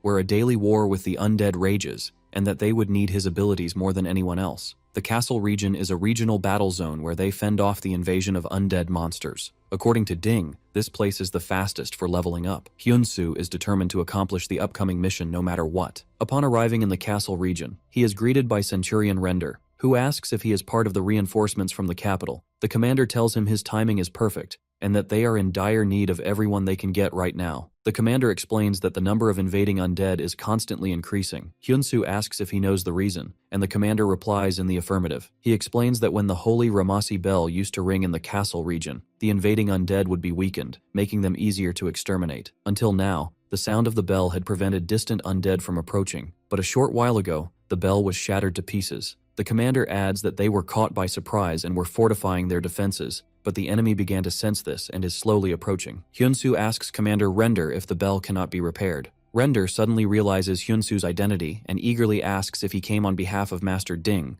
to which Hyunsu confirms he was indeed sent by Ding, the master of the Tower of Swordmakers. Render scolds Hyunsu for not telling him sooner, declaring they were waiting for him, and quickly takes him to see the captain. Hyunsu meets the captain of the castle knights, Carl, who asks if the great Ding himself sent him. Render confirms this, explaining that Hyunsu wishes to see the Ramas bell in person. Captain Carl informs them that Ding has already judged the bell as unrepairable. He explains that the Lord has already made several secret attempts to restore it, but every expert said the same thing. The shattered Ramas bell is marked as an unrepairable artifact. He adds that there is one person still remaining in castle looking for a way to fix it, but it's all in vain. Render recalls that person was level 290, and yet it proved impossible. Captain Carl asks Hyunsu about his ability and requests information on his level. Hyunsu replies that he is currently level 13, which greatly shocks Render. The captain tells Hyunsu that he doesn't wish to blame him, who came to help them, but at his level, it would be wise to find a place where he can truly contribute. The captain explains that the castle region is now on the brink of annihilation, and when the main army of the undead begins to advance, that will be their doomsday. The captain asserts that it is his duty to protect the Lord and the people to the end, and he must do his duty. At that moment, a soldier bursts in, shouting that the undead are attacking the eastern wall. They are ghouls, and a massive swarm of them is rushing towards them. It appears the ghouls' level is 41. The captain orders his men that the situation is critical and they must hold the gates at all costs. He then orders Render to follow him, and tells Hyunsu that everything they discussed must remain a secret. Hyunsu thinks that if it's like the Orc War, he can handle this situation, as a new regional war quest begins, requiring him to repel the invading ghouls and defend the gates. Hordes of ghouls rush towards the walls. The soldiers fight fiercely, and Render explains that undead monsters are hard to kill without weapons imbued with holy power, so they must strike the same spot repeatedly. Render watches in amazement as Hyunsu fells a ghoul with a single arrow to the head. Despite not possessing any holy power, Hyunsu uses the flying arrow skill, which pierces through rows of ghouls with a single powerful strike. The arrow shot forth with force, piercing through the bodies of the ghouls one after another. The soldiers cheer enthusiastically, while Render declares he will take them all down no matter how many there are. Hyunsu thinks to himself that this isn't as bad as he thought, and that if things continue like this, they will succeed in completing the mission. A system message announces the start of a new story. Suddenly, a new threat appears, and a quest requiring the defeat of a giant siege ghoul appears. The soldiers scream in terror at the appearance of the giant ghoul and realize they must call the captain immediately. But another soldier explains that Captain Carl is busy defending the gate and has no extra forces to offer. As the danger approaches, Render fears that the wall will fall. Hyunsu announces that he will draw the monster's attention for a moment and jumps off the wall. The soldiers scream in alarm, warning him that it's too dangerous on his own. Down below, Hyunsu confronts the giant ghoul, skillfully dodging its attacks and delivering counterblows. Hyunsu succeeds in drawing the massive beast's attention, and Hyunsu thinks that once he takes it down, things will go smoothly. He continues to dodge the ghoul's brutal attacks, and decides he must first pull it as far away from the wall as possible. He wonders if he has successfully drawn its full attention, but the ghoul suddenly attacks him with overwhelming force. Hyunsu is surprised by the beast's immense speed. To create some distance for himself, he switches his weapon to his bow, and fires a flying arrow while sliding on the ground. The arrow hits the ghoul's head directly, but the arrow bounces off, without causing any damage at all, which shocks Hyunsu. The ghoul retaliates with a fierce attack, causing Hyunsu's health points to drop below 10%. A system message warns him that when his health points reach 0%, he will be forcibly logged out. Hyunsu screams, refusing to let it end this way, but he falls to the ground defeated. Hyunsu gets to his knees, wondering about the absurdity of the forced logout concept. He realizes that if he fails to complete this event, he will not be able to participate in the Goyard martial arts tournament, and if that happens, his father's hospital bills, his own treatment, and restoring his path as a blacksmith will all become impossible. He refuses to go back to being a hopeless person, realizing that this game was his only chance to change his reality. With determination, Hyunsu declares he cannot give up here no matter what. He fires another arrow that hits the giant ghoul, which screams in pain, but the monster retaliates with a fierce sonic attack, causing Hyunsu's health points to drop below 3%. Despite his severe injuries, Hyunsu screams that he will never give up and prepares to fire another arrow, asserting that it's not over yet. But he is horrified to discover that his bowstring has snapped. The ghoul seizes the opportunity and launches a devastating attack, bringing Hyunsu's health points down to just 1. As he is on the verge of defeat, Hyunsu refuses to give up this way. Due to his absolute persistence, a system message appears, announcing that a special condition has been met. The message explains that with health points below 5%, his strong desire and will have met the qualifications of the god of blacksmithing, allowing him to acquire a new skill. Hyunsu acquires the emergency god crafting skill, through which he must forge a weapon within 20 seconds. This weapon can only be used for 30 seconds. Hyunsu realizes this is his chance. The emergency god crafting process begins with a 19-second countdown. Hyunsu knows this is his last chance to complete this mission. He selects the materials and begins crafting the weapon with incredible speed. As the countdown continues, as the timer hits 0, Hyunsu finishes making a brand new sword and leaps towards the monster again. He lets out a war cry, charges towards the giant ghoul, and uses the Scythe of Death sword skill. For a moment, the giant ghoul froze in place,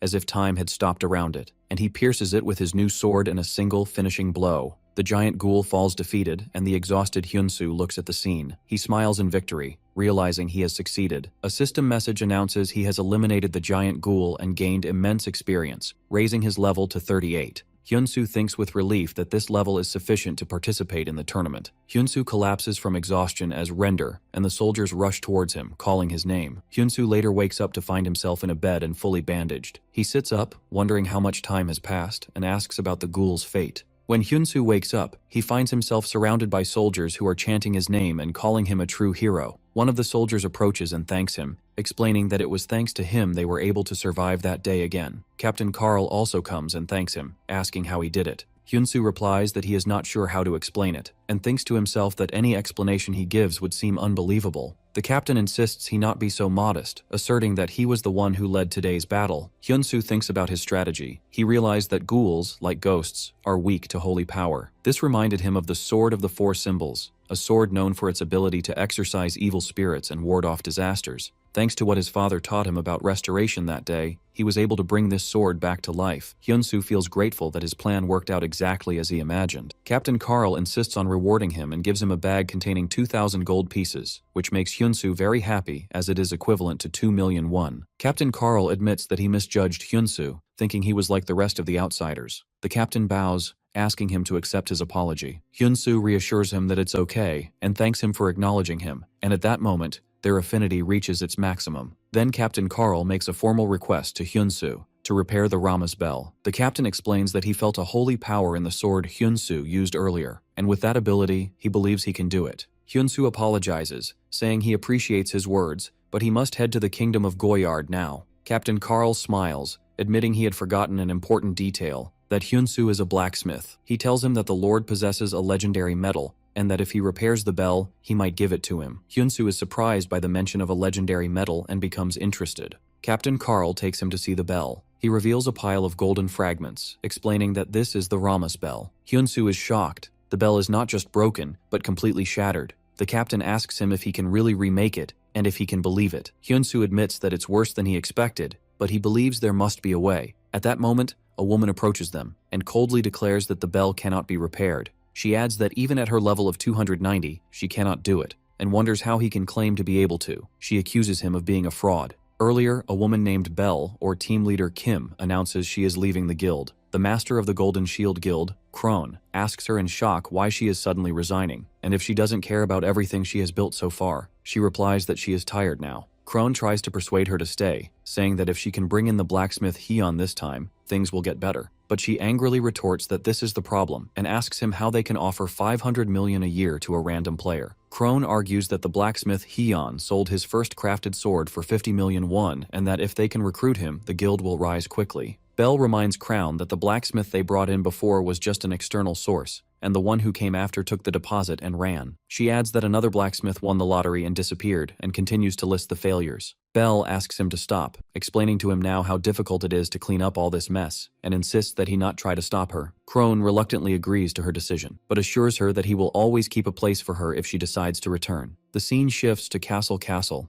Belle arrives to find the village in ruins and wonders in shock how a village like this could disappear. She thinks that this is the place that showed her that the people here are not just non-player characters, but real people like her. Belle believes that if they could just fix the Rama's bell, perhaps they could stop all this destruction. She decides she needs to go and check the bell again. When she reaches the bell room, she is surprised to find Hyunsu there. She accuses him of being a fraud. Hyunsu replies in confusion, asking who she is to say that. She answers that she is a blacksmith of a much higher rank than him. Captain Carl intervenes and asks everyone not to fight. He introduces Belle as the advanced blacksmith he mentioned earlier, and introduces Hyunsu as the person who helped eliminate the ghouls. The captain cheerfully adds that now, on top of that, Hyunsu says he will fix the bell. Belle wonders to herself sarcastically how a level 38 player could help eliminate ghouls and now claim to fix the bell. Belle accuses Hyunsu of trying to take advantage of the deteriorating situation in the castle region. Hyunsu coolly asks her what she's been talking about since she arrived. Hyunsu ignores her and begins to examine the bell fragments, wondering if they have changed in some way. A system window appears confirming that the Rama's bell is imbued with holy power, is completely destroyed, and repair is impossible. Hyunsu concludes that there is no chance of repair through traditional methods. He then takes a hammer and strikes one of the fragments with force.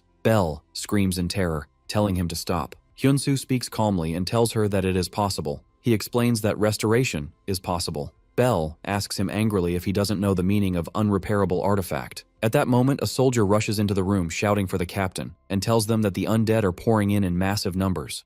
Everyone is shocked. A system window appears and Hyensu initially thinks it's a new quest, but he realizes it's an update notification. The notification announces that the castle region update has begun and that after the update is complete, the updated region will be created. They realize that the region is turning into a land of the undead. Belle believes this is the end, but Hyunsu corrects her, saying that if they make the bell, they can stop it. Belle describes his words as impossible, but Hyunsu insists it is possible. Then Hyunsu turns to Belle and asks her directly about the castle region. Wasn't she the one who wanted to protect it? Belle admits that Hyunsu is right, but she wonders how to do it. Hyunsu asks her to follow him, adding the shards of the Rama's bell to his inventory. Hyunsu enthusiastically declares that they will protect this place together. Captain Carl tells Hyunsu that he is counting on him to repair the bell and that he will hold them off for as long as possible, so Hyunsu tells him to leave it to him. The captain raises his sword and shouts to his men not to lose hope and that they will fight until the end. He urges them to hold on a little longer, insisting that they must protect Cassel. In the blacksmith's workshop, Belle asks Hyunsu what he is going to do. Hyunsu explains that when he shattered the shard earlier, the holy power did not disappear, which means the power is within the material itself. He plans to melt it down and forge a new bell, believing that if the bell is complete,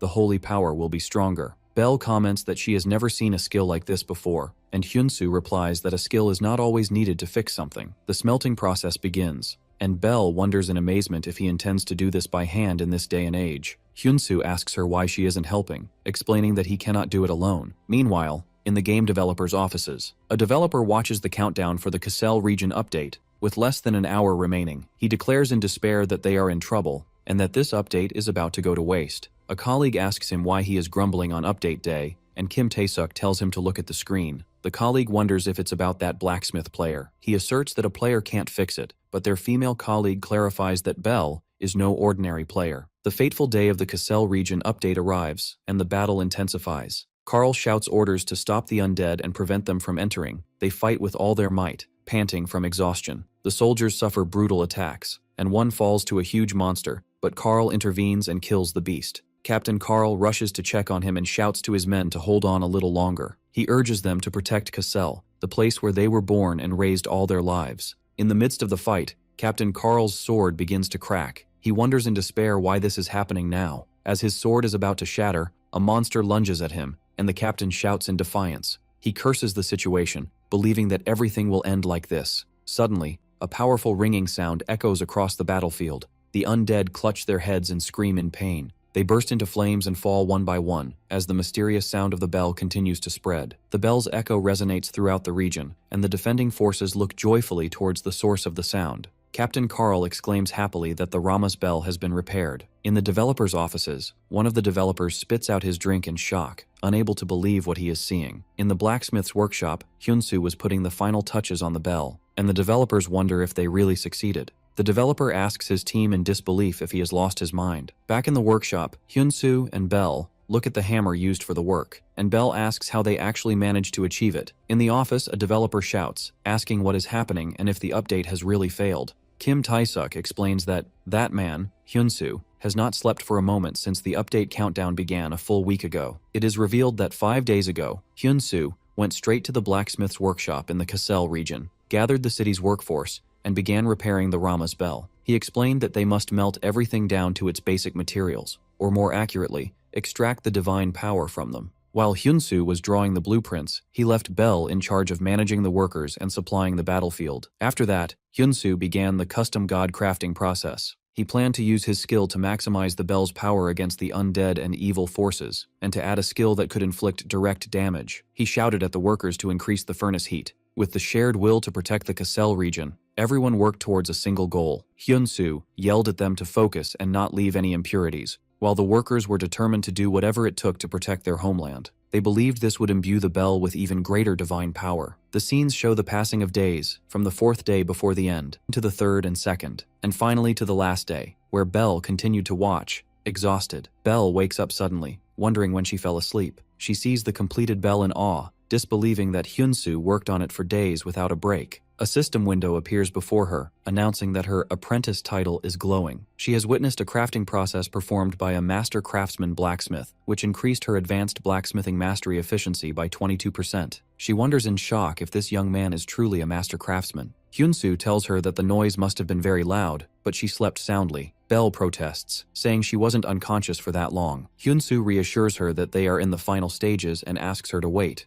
Bell suddenly asks him if he is Hyun the blacksmith. Hyun-soo confirms his identity, then places his hand on the newly completed bell, which glows with immense power and is imprinted with his special symbol. Bell looks at the completed bell with admiration, saying that calling it beautiful doesn't do it justice. It is a magnificent masterpiece. A system window appears, explaining that this is Hyun's second custom creation in progress, unique, with infinite durability. It is a reconstructed artifact that was unrepairable. Bell wonders if this is the reason for its power, admitting she has never seen anyone succeed at something like this before. Suddenly, Bell grabs Hyun-soo's hands tightly and eagerly asks him to be with her from now on. Hyun-soo asks her in confusion what she means, wondering if it's a love confession, which Bell denies in embarrassment. The scene returns to the decisive day of the battle, where Hyun-soo strikes the newly completed bell. Waves of holy energy emanate from the bell, annihilating the hordes of undead who scream in agony as they burn. The soldiers gasp as they watch the horrific scene. A system message confirms that Hyun-soo has created a new bell and eradicated the undead, and that he can now prevent the update and create a new story. Hyun-soo shouts triumphantly that they did it, thanking God he wasn't too late. But he immediately collapses,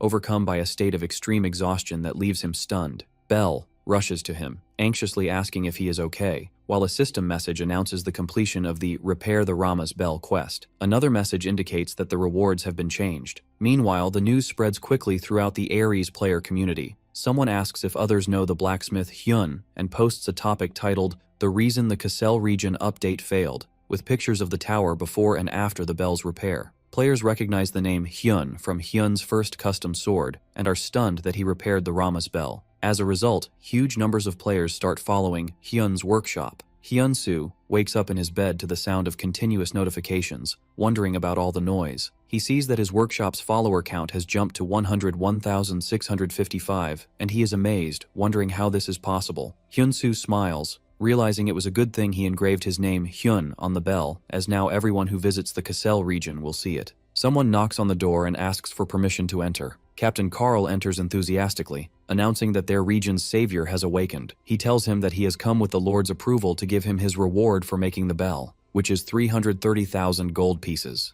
Hyun-soo is stunned by the amount, which is equivalent to 330 million won. The captain adds that the savior deserves a reward of this caliber, and presents him with a box as a gift from the Lord himself. Hyun-soo opens it to find the legendary metal, orichalcum. Hyun-soo thanks the captain. Captain Carl insists that they are the ones who should be thanking him, explaining that unlike other outsiders, Hyun-soo did not abandon their region and protected them. The captain expresses his sincere gratitude. Hyun-soo feels the captain's sincerity and thinks that he only did what had to be done, realizing that the despair of people in Aries is no different from their despair in reality. Hyun-soo then takes his leave of the captain, explaining that he needs to return to where he used to live for a while, and the captain immediately agrees. Hyun-soo decides it's time to reclaim his workshop and logs out of the game. The captain and his colleague look at the spot where Hyun-soo disappeared, commenting that outsiders are a strange group. The next day in Gyeongju, Hyun-soo meets with the real estate investor Kang Hyuk-soo. Kang looks at his phone, which displays a message stating that Mr.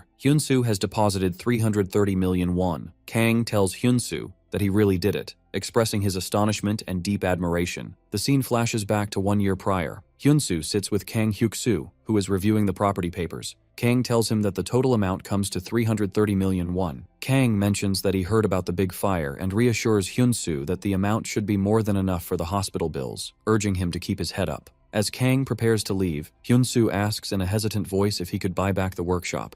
Kang Hyuk-soo asks for clarification on what Hyun-soo just said. Hyun-soo repeats his question, explaining that if he could somehow raise the money, would Kang sell the workshop back to him? Kang advises him that buying a burned-down workshop would just be a waste of money and that he would be better off buying a new one if he needed it. Hyun-soo insists that it must be their workshop, as the place is filled with memories of his father. Kang thinks it over, and then decides to grant Hyun-soo a grace period of exactly 1 year. However, he warns him that the second the year is up, he will sell the property to the first buyer. Hyun-soo thanks him warmly, while Kang tells him he will be waiting for his call. Back in the present, reading the deposit message again, Kang repeats his deep admiration for Hyun-soo. He admits that although he was the one who made the offer, in his heart, he knew he was asking for the impossible. Hyun-soo explains that the 1 year period was just a rough estimate, and that the opportunity to sell such a property could have ended at any time, but Kang had already kept his promise. Hyun-soo asks why Kang was so kind to him. Kang replies that he was the first person ever to ask to buy back a property after selling it. He adds that he just wanted to encourage someone like him. Hyun-soo thanks Kang again, and thinks to himself that thanks to him, he didn't have to give up the workshop, and that he needs to give him something in return. Hyun-soo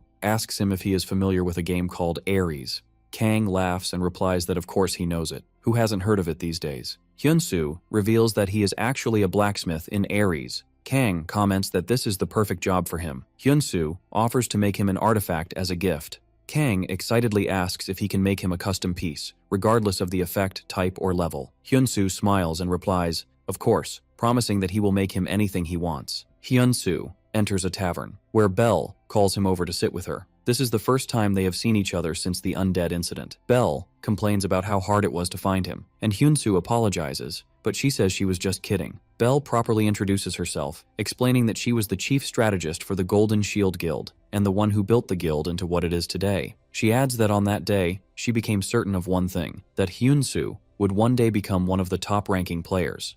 Therefore, Belle gets straight to the point. She tells him that when he eventually creates a guild, she wants to be its first member. Hyun-soo jokingly reminds her that she was calling him a scammer just the other day. Belle immediately apologizes, but justifies her stance by saying anyone would have misunderstood in that situation. Hyun-soo tells her he was just kidding, and that he is also looking forward to working with her, and they shake hands. But before that, Hyun-soo decides to tell her his plans. Belle is shocked to learn that Hyun-soo is going to meet the Sword King Parad, one of the 10 legends. Hyun-soo confirms that he will enter the Joyard martial arts tournament, adds that the bread he's eating is delicious, and wonders if the winner will receive their prize from Parad himself. Belle confirms this but is worried, explaining that this tournament is a gathering of rising stars from all over, and it's no joke. Hyun-soo simply replies that this is exactly why he must win. Belle wonders how he can say that so simply, and if he can even taste his food. Hyun-soo reassures her not to worry, and tells her that he will aim for the top using his specialty, leaving her puzzled. When Hyun-soo asks if she is going to eat, she replies that she is full. The day of the Joyard martial arts tournament arrives. The tournament's head, Baek, welcomes the outsiders. He announces that the tournament will begin the moment he steps off the stage and that they will all face monsters shortly. He adds that although they may not be able to see him, His Majesty, King Parad, is watching them, so they must be on their best behavior. He wishes them luck, and a system window announces the start of the tournament. In the arena, the participants face the monsters. The first mission is to survive the golem's attack, with a 1-hour time limit. The participants rush into battle enthusiastically, with one expecting a golem to be the first opponent. A system window announces the first trial of the tournament. Whoever kills the stone golem, level 109, will receive a reward. A participant is surprised by the golem's high level, wondering if it was always this high and noting that the first round is supposed to be easy. Another participant recklessly charges, declaring, "First come, first served," but is immediately crushed by the golem, resulting in a forced logout. The other participants scream in terror and try to dodge the attacks, but they fall one by one and are logged out as well. The participants scream in terror, realizing this situation is completely different from the information they had, and wonder how they are supposed to defeat this thing. Hyun-soo stands observing the situation, while the other players curse their bad luck, realizing they've been deceived. Elsewhere, the tournament head Baek realizes the tournament has turned into a complete disaster. A stone golem from the high-level tournament has been mixed in by mistake. Baek fears that at this rate all tournament participants will be eliminated and decides he must see His Majesty immediately. Baek rushes into the king's chamber shouting, "Your Majesty," and insists they must stop the tournament now. But King Parad calmly rejects his request. Baek asks in confusion, "What? But the king interrupts him, asking if he still doesn't understand the situation. The king tells him to look closely at that warrior. In the arena, Hyun-soo fires a glowing arrow that hits the stone golem. It is revealed that this is Hyun-soo's third custom creation, the Orichalcum Aegisil, a special arrow that has the ability to return to the user after being fired. The other players are amazed, wondering how an arrow can return like a boomerang. Hyun-soo thinks that this arrow is the reward he got from the Cassel region, and that it's amazing that it's made of the legendary Orichalcum, performing as well as expected. Hyun-soo fires the arrow again, hitting the golem. As it returns, the arrow nearly hits another player, who yells at Hyun-soo to be careful unless he's trying to kill him, and Hyun-soo immediately apologizes. As a result of the hit, the stone golem is stunned for 4 seconds. The players shout that the golem is stunned, and that this is their chance to attack. The players launch an all-out assault, but the golem recovers and roars in anger. It begins to attack violently, and the players shout and warn each other. The golem continues its random rampage and heads towards Hyun-soo, while one player shouts that they just need to hold on a little longer and it will be over, and another yells at Hyun-soo to run. The players take the hit and struggle to stay alive. At the last moment, Hyun-soo switches his weapon to his daylight sword, declaring that it's not over yet. He blocks the golem's massive blow, but the force of the impact throws him to the ground. Baek pleads with King Parad, saying they must stop the tournament now, pointing out that the participant seems to have reached his limit. The king watches with interest, and suddenly something unexpected happens that catches his attention. In the arena, despite having fallen, Hyun-soo uses the emergency god crafting skill again. The crafting process completes, resulting in the Damascus Wool-do, a weapon specifically designed to cleave through stone. With a single powerful strike, Hyun-soo successfully defeats the stone golem. The Damascus Wool-do disappears as it was an emergency creation, while Hyun-soo receives a flood of level-up notifications. Hyun-soo is amazed to realize his level has increased by 14, while the other players look at him in disbelief, wondering how he managed to defeat it. Hyun-soo asks them in confusion if they weren't supposed to defeat it. The players reply that the mission was to survive, so how could they defeat a monster with such a huge level gap? They explain that the trial consists of 3 stages, and the appearance of this golem had already disrupted the balance. It wasn't there to be defeated. Hyun-soo now understands the situation. Suddenly, Hyun-soo feels extremely dizzy and loses consciousness. The other players gather around him, wondering if he has fainted, and notice that he hasn't been logged out. They start discussing how many weapons he used, initially thinking he was multi-skilled, but now realizing he is a weapon master, and wish they had just one of his amazing weapons. At that moment, Baek announces to all participants that due to an error on the organizer's part, the martial arts tournament will be suspended, and orders them all to leave. News of Hyun-soo's achievement spreads rapidly online, with thousands watching a live stream of him unconscious in the arena. Viewers wonder how he managed to defeat the stone golem alone and ask for information about his bow and arrow. Someone notices that Hyun-soo has dropped his arrow, and upon zooming in, they see the name Hyun engraved on it. The viewers immediately connect him to the Hyun who created the unrepairable bell in the Cassel region. They are stunned, wondering how a blacksmith could be so powerful, and marvel at his superior equipment. In the offices of the Beholder Company, the customer service team faces a flood of inquiries about why the tournament was suspended. The staff cannot provide clear answers, merely stating that it was a decision made by Ares's free will, or that it relates to an internal issue in the Kingdom of Joyard, and they apologize to the customers repeatedly. In the development department, an employee tells her team leader that there is a big problem. He tells her he is busy now. She informs him that the Joyard martial arts tournament has been suspended, and he replies nonchalantly that they knew this would happen. The employee shouts that this is not the problem, but that King Parad has summoned the user Hyun-soo. The team leader is shocked, wondering how they could meet so quickly while the tournament arrangements still require time. The employee confirms that Hyun-soo is on his way to the reception hall now. The team leader realizes he is in trouble and that he will be working all night again. He comments that this user defies all logic and his actions are unpredictable. He wonders what will happen if Hyun-soo succeeds in Parad's request and their affinity reaches its maximum. He concludes that in that case, Hyun-soo will master the art of the Sword King's swordsmanship and become the strongest blacksmith ever. The developer team leader comments that it won't be easy, as the decision rests on Parad's free will. His colleague expresses a feeling that Hyun-soo will succeed, which worries the team leader, who asks her not to say such ominous things. The next day in the game, Hyun-soo is escorted to the throne room, thinking that he will meet Parad sooner than he expected. Hyun-soo kneels before King Parad, who addresses him as stranger. Parad explains that normally the prize would have been presented in front of everyone, but he asks for his understanding in simplifying matters due to the unexpected incident. He adds that everyone will acknowledge his remarkable performance as a weapon master yesterday. The king offers Hyun-soo a monetary prize of 13,000 gold pieces. But Hyun-soo suddenly stands up and interrupts the king, saying, "Your Majesty, I heard you were looking for me." The king's guards are enraged by his insolence, believing that such arrogance cannot be tolerated, no matter how rare the warrior, and wonder how he dares to speak while his majesty has not finished speaking. Hyun-soo calmly replies, announcing that he is Hyun the blacksmith. The guards' anger grows, and they prepare to remove him immediately. But King Parad orders them to stop, confirming that Hyun-soo is the guest he has been waiting for. Hyun-soo formally greets His Majesty King Parad. Parad,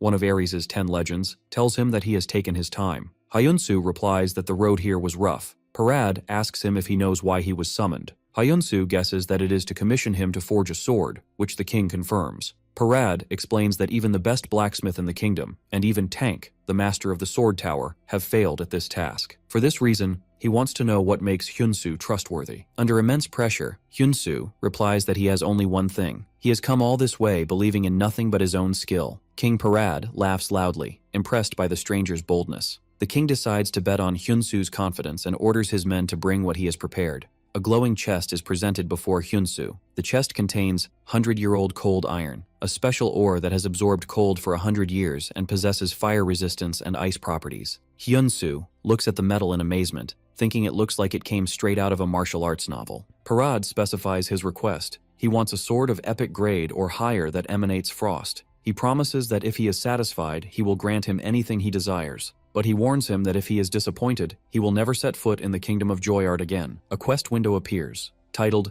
The King's Commission, which requires the king's acknowledgement. The reward is the fulfillment of one request from Parad, and the penalty for failure is expulsion from the kingdom of Joyard. Hyun-soo accepts the quest, promising that he will not disappoint the king and that he will surely succeed. Later in the blacksmith's workshop, Hyun-soo feels his neck burn from the intensity of the gaze directed at him. He turns to see a woman watching him. It is Bella, the vice-captain of the Knights of the Kingdom of Joyard, and her level is 301. Hyun-soo thinks to himself that even though he is a stranger, placing a guard on him so blatantly is excessive, but he retracts his thought, considering it natural that they wouldn't trust him easily. Bella tells him to pretend she's not there and to focus on his work. Hyun-soo asks her with a sarcastic smile if his staring is that obvious, and she replies, yes. Bella thinks to herself who this young man thinks he is, remembers that His Highness has pinned his last chance on them, and vows that he had better not fail. Hyun-soo feels the immense pressure she is putting on him. Suddenly a doorbell rings in the game, puzzling Hyun-soo. He apologizes to Bella, explaining that it seems something has happened in his real world,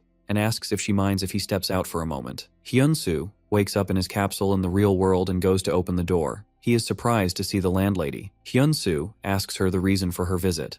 The lady tells him that she has decided to sell the house, explaining that her husband has recently been unemployed and they need to sort things out, and she apologizes to him. Hyun-soo tells her not to apologize, feeling that he is the one who should be sorry for renting the place for cheaper than the market rate and being late with the rent several times. He asks her when he needs to leave, and she tells him that she will need him to vacate within 2 weeks. The lady feels ashamed before him, but he asks her not to say that, assuring her that he has lived well here and bows to her respectfully. After she leaves, Hyun-soo repeats the deadline to himself. 2 weeks. Hyun-soo feels exhausted. He thinks that although he earned a good amount of money in Ares, his father's hospital bills cost tens of millions, and buying back the burnt workshop cost him 330 million won. Moreover, he hasn't even started his own burn treatments. He wonders in despair, where is he supposed to go now? At that moment, his phone rings. The caller is Kim Hyoen, Belle. When he answers, Belle asks him what he is doing and tells him she has a good idea about the quest, which is why she called. Hyun-soo asks her to call him back later. explaining that his head is a bit preoccupied right now. Belle asks him if something is wrong. Hyunsu tells her that Parad's quest is important,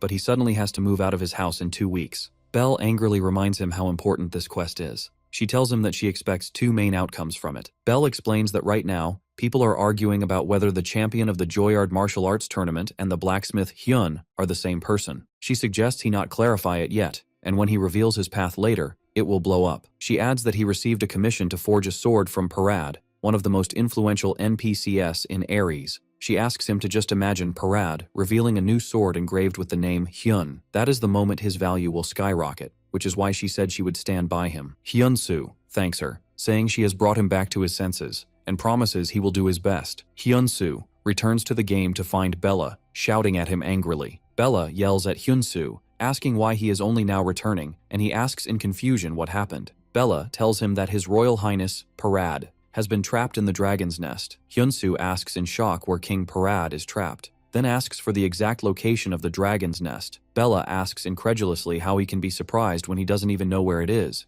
and Hyunsu replies that he thought he should at least act surprised. Bella tells him that time is running out, and quickly explains. She clarifies that the Flame Nest is the general name for the fire-type monster region. Among them is the Efreet Dungeon, a place from which no one has returned alive except for His Majesty King Parad. Hyunsu wonders why the king would enter a dungeon he has already visited, especially since he hasn't received the weapon he commissioned him to make. Bella answers that it is because His Majesty's target of revenge is there. Hyunsu is surprised to hear the words, target of revenge. The scene shifts to the Flame Nest, where King Parad arrives, suffering from his injuries. He looks at the gate before him, realizing that once he steps through it, everything will begin. He thinks that even his current sword will not be enough. He feels relieved that his men were able to escape safely, but he knows that reinforcements will take at least 3 days to arrive. He smiles bitterly, admitting that perhaps he should have waited for the stranger to finish the sword. A sad memory creeps into his mind, and he wishes his son Ban were still alive. He would have been about the same age as that young man Hyunsu. He remembers how his son died in his arms, calling out, "Father." In that painful memory, Parad asks his son how he came here without telling him. Ban replies that he thought if he conquered this dungeon, he would finally become a son his father could be proud of. But he now realizes he was too weak and apologizes. Parad shouts at his son that there is no need to apologize and tells him to hold on to life. But Ban apologizes to his father again, then breathes his last in his arms, leaving Parad to cradle his lifeless body in despair. In the present, Parad decides it would have been better to wait for the stranger's sword, but he cannot let Efreet escape. He has waited years for him to appear and is determined to eliminate him. Then Parad walks steadily toward the blazing dungeon gate.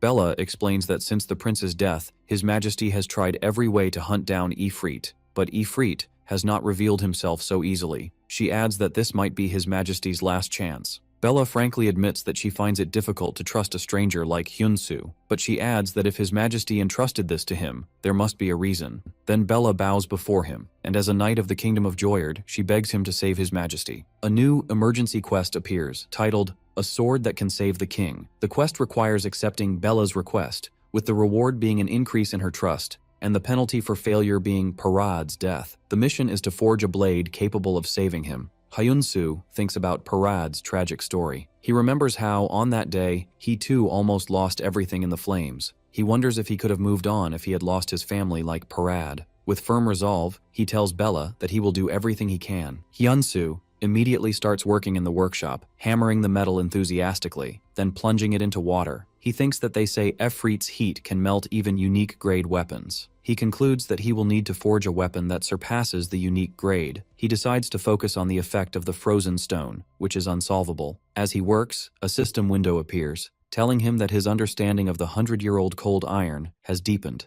Another message appears, announcing that the spirit of the blacksmith has been activated. The message explains that while forging this blade, Hyunsu immersed himself in the work more than anyone else. His passion, determination, and empathy have driven him into a state of complete focus. As a result, the system announces that Hyun's first legendary grade sword is being forged. A bright light emanates from the workshop, and Bella wonders if it is complete. Hyunsu stands holding the new, glowing sword, and declares that it is time to go save His Majesty King Parad. Meanwhile, in the Flame Nest, Parad screams in pain as he takes a heavy blow. He gets to his knees, determined to end this today. The leader of the Flame Nest, Efreet, of level 409, appears before him. Parad shouts Efreet's name, who scoffs at him, saying he has no idea how long he has waited to meet him. Then they charge at each other in an epic battle. and Ifrit lets out a deafening roar. The fierce battle between King Parad and Ifrit continues. Parad blocks Ifrit's violent fiery attacks, but Ifrit's immense power overwhelms him. Parad is surprised to see that Ifrit's sword is formed from pure flame, and a series of violent blows that he cannot block follows. Ifrit shouts in triumph and unleashes a wave of his flames, forcing Parad to retreat in pain. Ifrit laughs triumphantly, while Parad kneels, defeated, and curses the situation, believing it has ended in failure. Ifrit prepares to deliver the final blow and throws his spear towards Parad. A huge icy sword appears out of nowhere, stopping Ifrit's attack. Hyunsu and Bella have arrived just in time. Bella shouts at King Parad and tells him to use the new sword. Parad grabs the new glowing sword that was thrown before him. A system window appears, displaying the details of Hyun's custom sword for Parad, legendary. The sword possesses amazing special abilities, plus 343% resistance to the fire attribute, plus 194% attack power with the ice attribute, and a massive plus 397% increase in ice attribute attack power against fire monsters. It also has an active skill called Frost Flower. Hyunsu asks the king to try using it. Parad grips the sword, which glows with icy power. Parad unleashes the Frost Flower skill, and a mighty wave of ice sweeps across the battlefield, freezing Ifrit's fiery attacks. Ifrit screams in pain as the sword's icy power counters its heat. Parad declares that it is over. Parad lunges forward, and his icy sword collides with Ifrit's fiery body and shatters it. Ifrit is shocked, and Parad continues his attack. Parad succeeds in delivering a finishing blow, defeating Ifrit. A system window announces that he has defeated the boss monster. Parad breathes a sigh of relief, believing they have finally succeeded. But suddenly, Ifrit's body begins to glow and explode. Hyunsu wonders what is happening. Bella realizes that some monsters self-destruct before they die. Parad is caught in the massive explosion that destroys the entire dungeon. Bella screams at King Parad to get out immediately, warning him of the danger. But Parad orders her to stay put, considering it a royal command. He looks at a locket with a picture of his son and thinks that he wants to end things here. Bella feels hopeless. She knows she must save His Majesty, but he has ordered her not to come. She wonders in confusion what she should do. Hyunsu steps forward alone and tells her that he will go and get His Majesty. He uses the emergency god crafting skill to create a flame-resistant shield. Hyunsu enters the blazing inferno and calls out for His Majesty King Parad. The king orders him to go back, saying he has done more than his share. Hyunsu refuses to leave, insisting that he came here to accompany him and will not leave. Hyunsu asks him if his decision is because of the person in the locket. The king confirms this, admitting that because of him, his son left this world, and wonders with what face he can continue to live. Hyunsu asks him if he thinks the person in the locket would be happy about this. Parad becomes furious, shouting at Hyunsu that he dares not speak, and that no one can know this feeling. The grief of losing a child because of him. Parad grabs Hyunsu by the collar and shouts at him how he dares to even talk about it. Hyunsu admits that he will never know this specific sorrow, but he clarifies that he too almost lost a dear family member, revealing that his father is in a coma. Hyunsu tells the king that he used to pray every day for his father to open his eyes, but now he is just happy that his father is alive in any way. He assures him that this is what his son must feel too. Parad embraces Hyunsu as he cries, asking him to let his son go in peace. The king sees a vision of his smiling son and apologizes to him repeatedly, admitting that his foolish father was wrong. Hyunsu whispers in his ear that he must live, and asks him, shouldn't he become a father his son can be proud of? King Parad agrees with him, saying he shouldn't be a shameful father. King Parad smiles and tells Hyunsu to go. They emerge from the collapsing flames, and Bella rushes towards them shouting, "Stranger, is His Majesty okay?" Hyunsu reassures her that His Majesty is fine. As he tells her he will be back soon, a system message appears, announcing that his health points have reached 0 and he will be forcibly logged out. Hyunsu reassures her that strangers don't die, and then disappears. Bella looks on in shock, while King Parad collapses into her arms, whispering that the boy saved him. Bella shouts His Majesty's name and tells him to regain consciousness. Parad loses consciousness with a smile on his face. Hyunsu wakes up in the real world, and a system message appears, stating that due to the forced logout penalty, his level has decreased by 1. He looks at his bandaged hands with tears in his eyes and vows to his father that he will move forward.